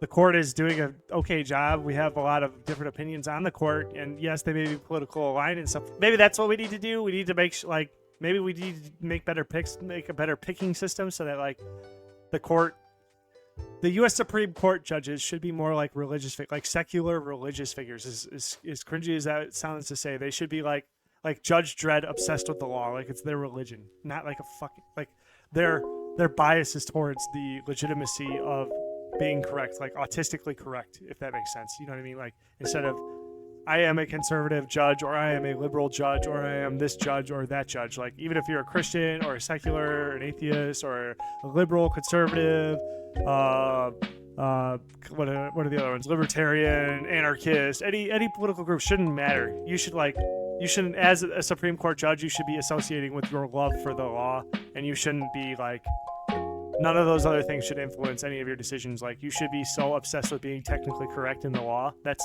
how the U.S. Supreme Court should operate, not with any political affiliation. Like, their political party would be the Constitution, like literally the Constitution. And like, yeah, I'm sure there's millions of different ways to interpret that, but that's kind of like the baseline what I think the Supreme Court should be. Polarization and bipartisanship in Congress. How can increased bipartisanship be encouraged in an increasingly... What is bipartisanship? Is that where you're together? I'll ask another question, just for the sake of making this informed a little bit more. What is bipartisanship?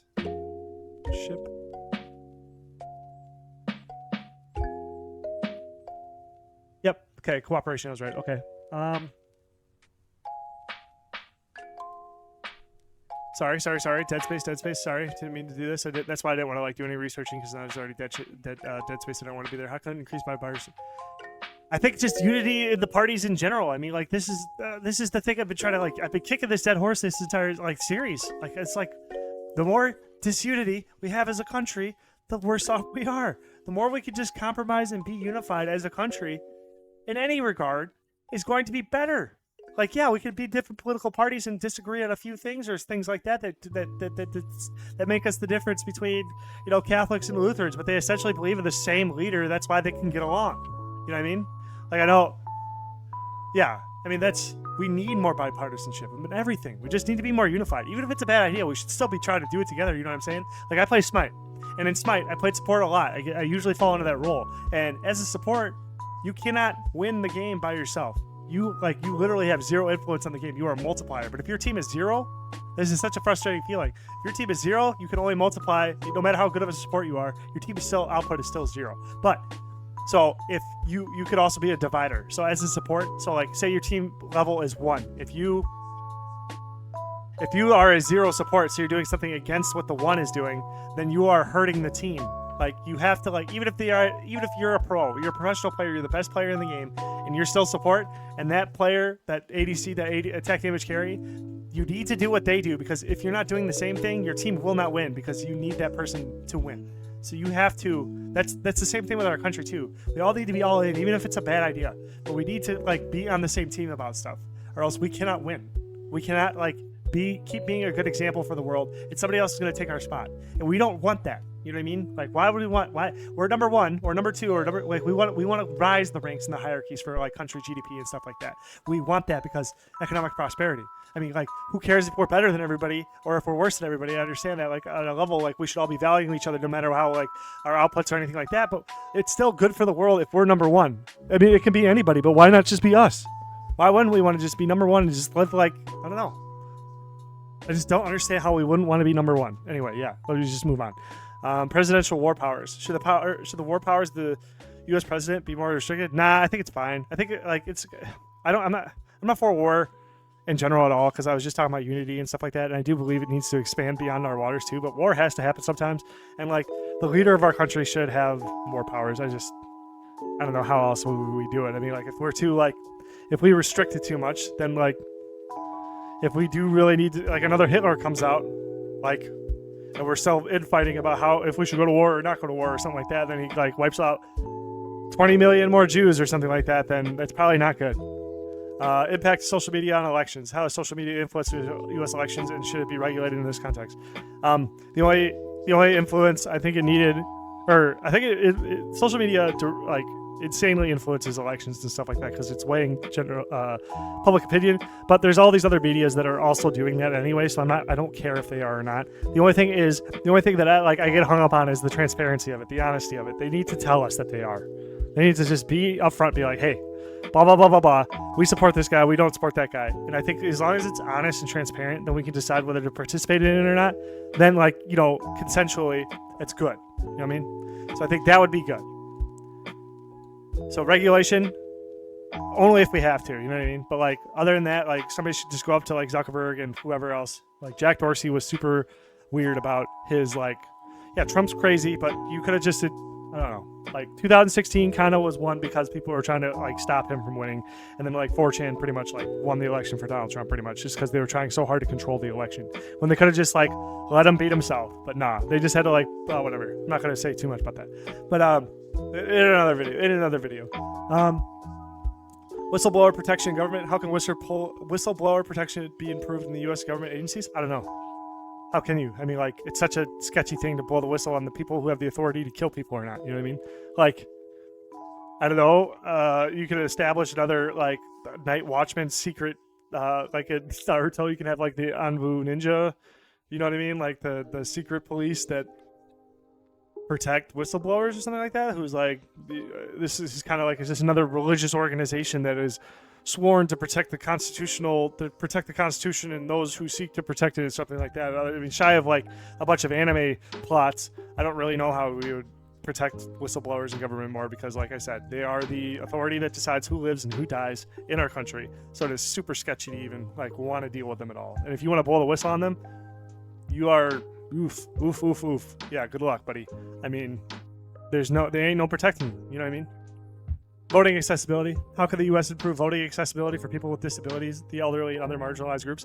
I think, like, if we had some way of, like, I know a lot of people are against this, but, like, online verification. Like, if we could tie, like, our social media, if we had, like, an online account, an online government account that's tied to our social security number or something like that, then, like, one number per vote, I think we would get better voter turnout, so we would have a more accurate representation of, like, I don't think mail-in voting is pretty good because there's just like too many hands exchanging. But like if we had like a blockchain sort of technology where like we have a verified system with like social security numbers and stuff like that, or like the government ID or the government I don't know, like accounts that like we can maintain. I think it's easier to maintain votes from the internet than it would be to do mail-in voting, just because of the amount of hands and exchanges and how slow and stupid and like just paper ballots and all the mailing and all that other stuff. Like the internet is, I do believe the internet is how we need to be able to start voting. Like link it to my Facebook account, and then like when the vote comes up, I just click yes or no or whatever. You know what I mean? I would vote if it wasn't super inconvenient to. You know what I mean? Immigration policy reform. What reforms are needed in the U.S. immigration policy to address current challenges? I think we need to like make it easier for people to come in. Just don't give. You know, if you want to come here, sure, but you don't expect citizen rights if you're just going to come here. Like, there's fundamental rights that humans should have, but don't expect the rights of an American citizen because whatever.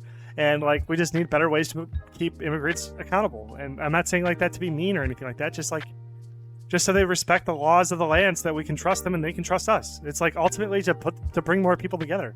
I want like all the it would be awesome if we could have every single Canadian and every single Mexican and every single other country people just coming in and out of our country, no problem. But we just need a system that makes it so that it's manageable to keep everybody accountable. Like us as citizens, we have to be kept accountable. We spend an entire lifetime learning our laws and culture and stuff like that, so that we can maintain a basic level of trust for each other, so that we can have economic activity that is positive for everybody. And I want immigrants to come in and be able to have that same level of economic activity, but we need a certain level of accountability for that, man. And I don't know what that solution is, but like that's the gist. And like however we do that, you know, and whatever, you know, people shouldn't be coming in here that we don't know about, because that just in the darkness.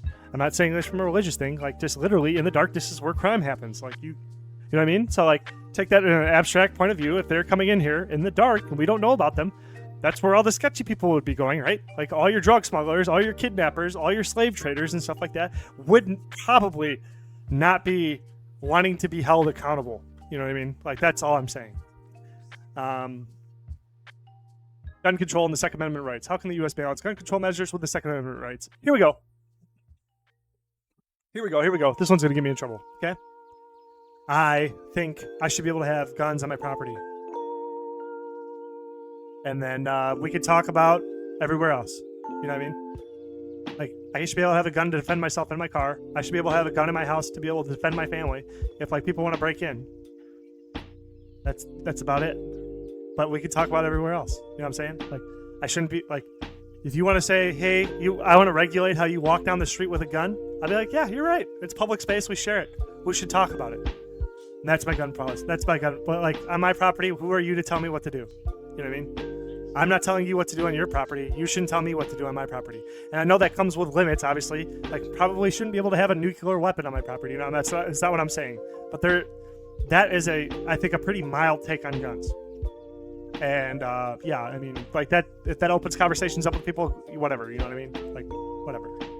Privacy laws and government surveillance. How should privacy laws in the U.S. be updated in the age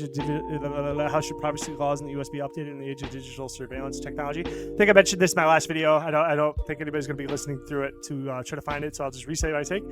I think surveillance isn't that big of a deal. The only reason why we worry about it is because it's a human on the other end of it.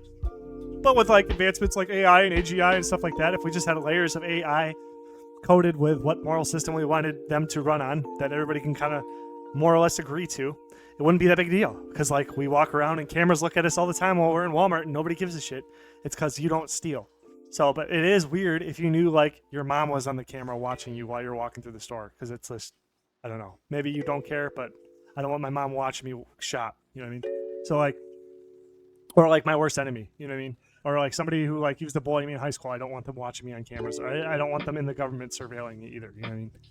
Like, I don't want the dude at Alexa or the dude who, you know, at Amazon who's watching my girlfriend through the Alexa camera. You know what I mean? Like that guy who's just trying to like be a weirdo. But if there was like levels of AI coded with certain moral implications, I'm not going to worry about an AI watching me to make sure that I'm not like gonna murder my family or something like that. You know what I mean? Like I feel like if it's just technology monitoring us, there'd be a lot more basic level of trust, just because like we just get weird with people watching us do things, because people are weird about a lot of weird stuff. You know what I'm saying? But like we could trust a machine to do what a machine's programmed to do. You know what I mean? So like that'd be a good way, I think, to update the digital surveillance laws and technology and stuff. So the role of U.S. in global politics. What should be the role of the U.S. in global politics and international conflicts?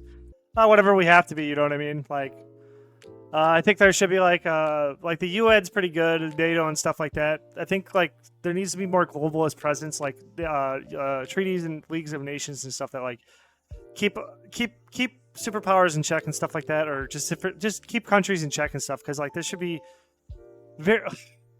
a very good reason to invade another country, like a super very good reason that's not like obscure whatsoever. And I mean, like for these types of like I know I complain about like the moral decisions of like our country and stuff like that, and there's moral decisions of just like governments in general. I don't know, like it's way above my head to really make like good decisions on. But like in a perfect world, I'd want like something like the U.S. joining a League of Nations, like a superhero group essentially, and then we would step in and intervene on stuff, and then we would just try to intervene and I think we should. A lot of people don't like that we play like Big Brother to a lot of the world, but I think somebody's gotta, like, we can't just let countries willy-nilly go to war with each other and just like wipe out populations on the planet. Like, it's against the human consciousness to be like that, I believe. You know what I mean? So we got criminal justice reform. Sorry, I'm a little slow. This is getting really hard. What are the key areas needing reform in the U.S. criminal justice system? Well, listen here, bucko. We need... I don't like the death penalty. I think we should get rid of all drug laws, or most drug laws. The criminal justice system. I think we need more forgiveness and more mercy. Just in general, just like that would be my general sweeping criminal justice reform would be that. I mean, like, more of that's going to come from a culture anyway of more forgiveness and just whatever. You know what I mean? We need to start trying to break the cycle of inmates going in and coming out. People who belong in prison should stay in prison, but we shouldn't. We should try to rehabilitate people as they come out and try to like welcome them back with better programs and stuff, and just get them into places where they could learn how to like reacclimate into society and like prove themselves to society that they're not going to break the law again or something like that. Like, just at least be given the opportunity to do that on a better scale. So we got climate policy and U.S. politics. How can the U.S. effectively integrate climate policy into its political agenda? I talked about that one extensively, but just to quickly reiterate, I think we should try to do things that make sense, which that's a very open-ended thing, but I always say it like that generally because we need to do the best we can with climate without destroying economies, and then set an example for the world. And if we're going to try to impose our climate change agenda onto the world, we can't just take away solutions that people are using to stop themselves from dying in poorer countries. We need to give them alternatives and like do it carefully, because like I don't want poor people to die needlessly just because they're having like barrel fires and stuff. And yeah, it's probably bad for the air, but I mean, when it comes down to the Earth's I don't know, like a little bit of damage to the Earth versus another family surviving, I'm going to take the family 10 times out of 10. You know, like we need to be able to provide the solution before we take away their solution. You know what I mean? I think it's just only right. Affirmative action and equality. What is the future of affirmative action policies in U.S. education and employment? Whatever you want to do, man. I'm not even going to talk about this one. If people want to do affirmative action, that's on them. I don't care. It doesn't matter to me either way. I'm only worried about my like self when it comes to like education and like employment and stuff like that. If like the country wants to make it, if political parties want to have affirmative action and in education and employment, that's up to them. I don't think it doesn't matter to me. You know what I mean? Like, whatever. It is what it is. Separation of church and state. How is the principle of separation of church and state currently being challenged in U.S. politics? Separation of church and state is good because the church shouldn't have I don't think the state should regulate church, and I don't think the church should be church should influence politics and stuff like that.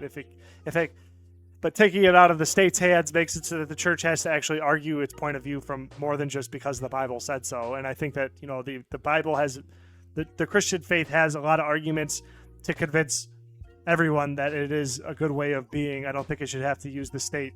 The state has a monopoly on violence, and the church armed with the state's violence would kind of be counterproductive, because then people would be more influenced by be good or else from the church's point of view, instead of just listening to the arguments objectively without fear of retaliation. I think it's good. So now, on the other hand here, this is going to get me into trouble. I do think that we are religious by nature. So then just because you don't believe in Christianity, I do believe that you have to believe in some sort of religion, whether you call it religion or not, because a religion is just like a set of rules that govern your morals and stuff like that. And because you don't say, I'm not saying atheist or something like that, but other people, everybody has moralities, they have ways of being. And because you're not a part of the Christian church doesn't mean you're not trying to impose your own morality for your own arbitrary reasons on the state.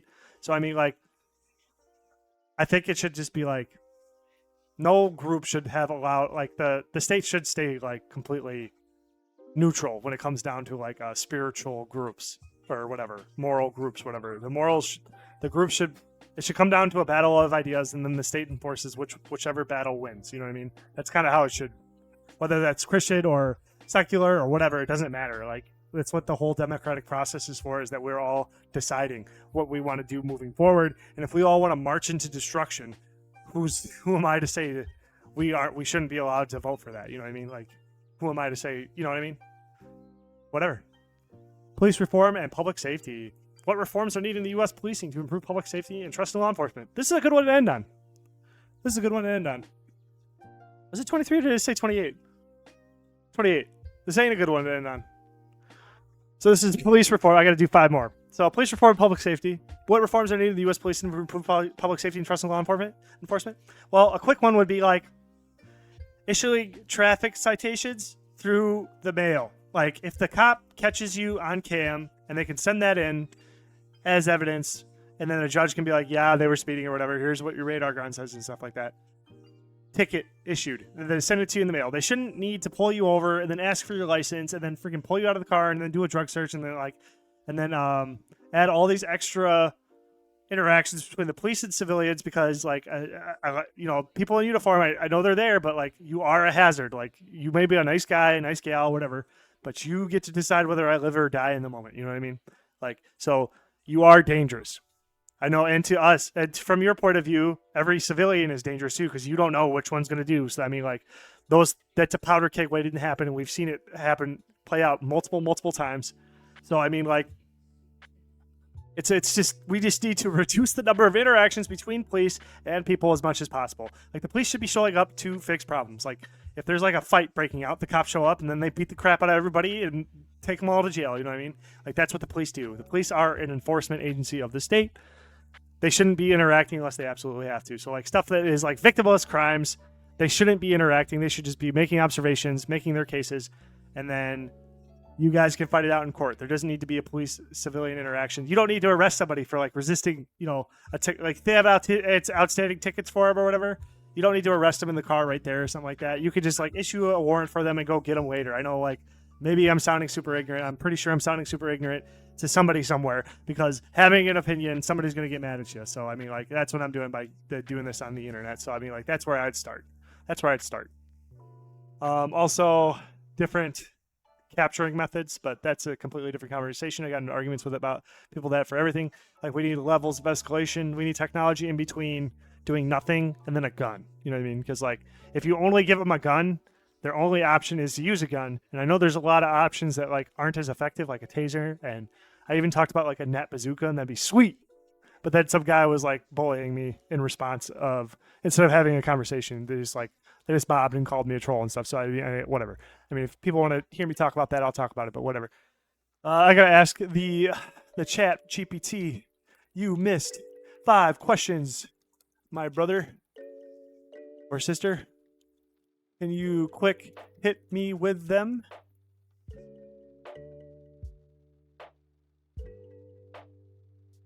Electoral reform. What changes, if any? Oh, they already asked that. National debt management. How should the U.S. government address its increasing national debt while ensuring economic stability and growth? That's way beyond me. I can't answer that question. We're just gonna let them pass because you're doing the same. They got to be unique questions. I think. Okay.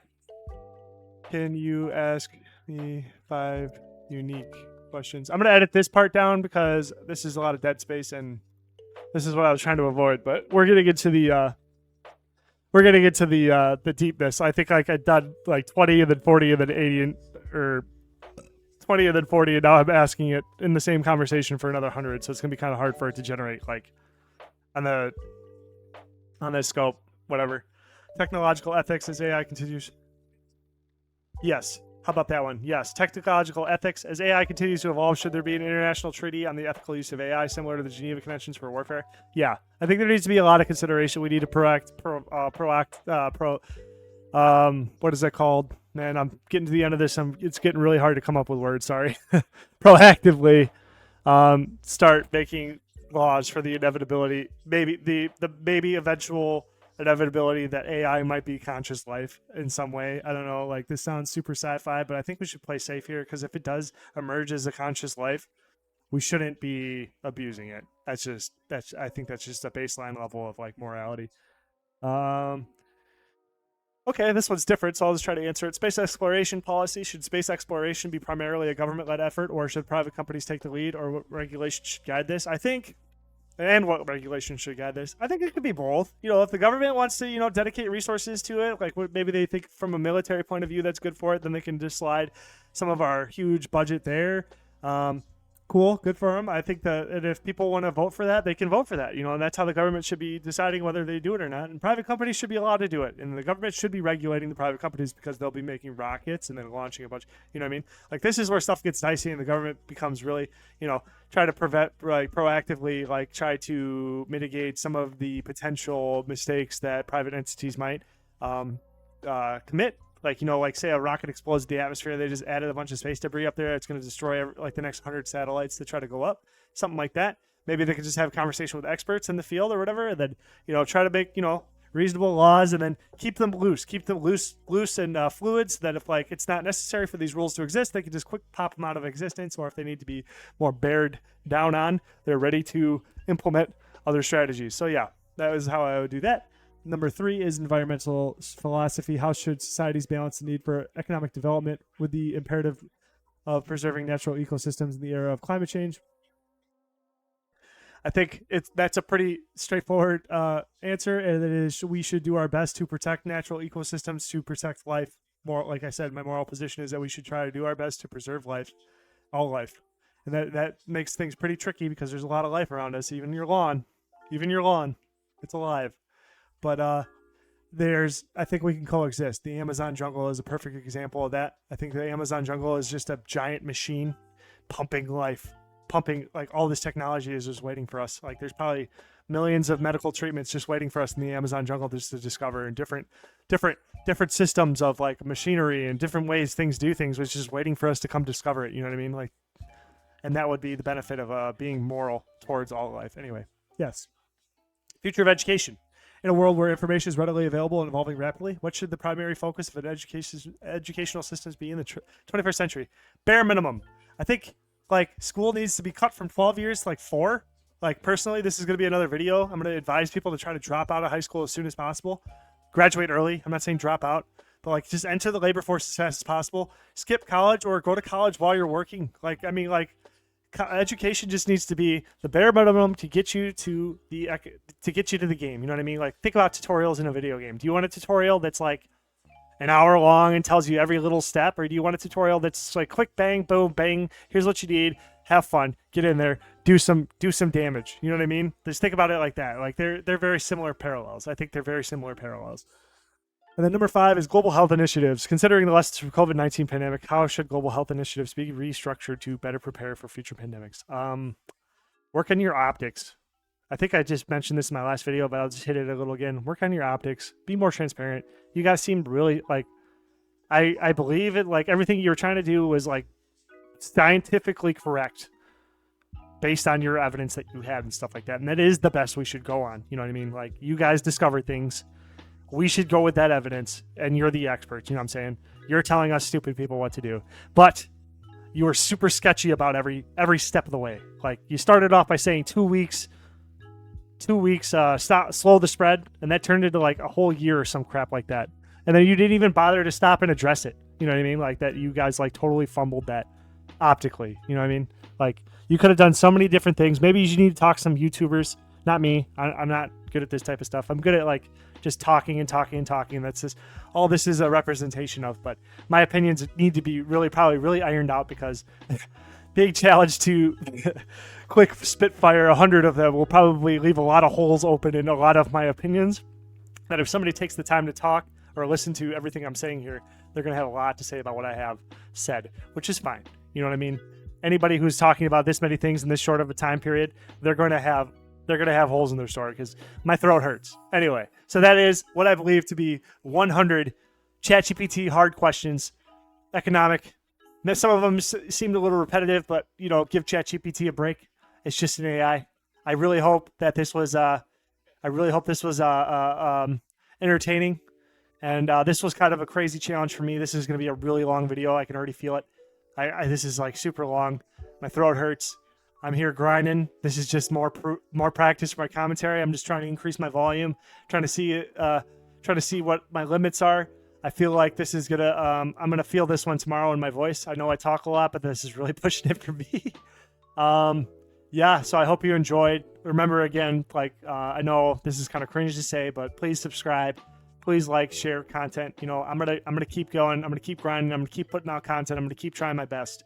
And I'd really appreciate it if you guys give me the thumbs up. You know, give me some comments, give me some feedback, give me some engagement, because I really want to be a channel that's here to say, and I want to help people out. You know what I mean, and entertain and stuff like that. And this is just like, you know, hopefully a good video. So have a good day. Take it easy. Peace out. This was really hard. Have fun. See ya.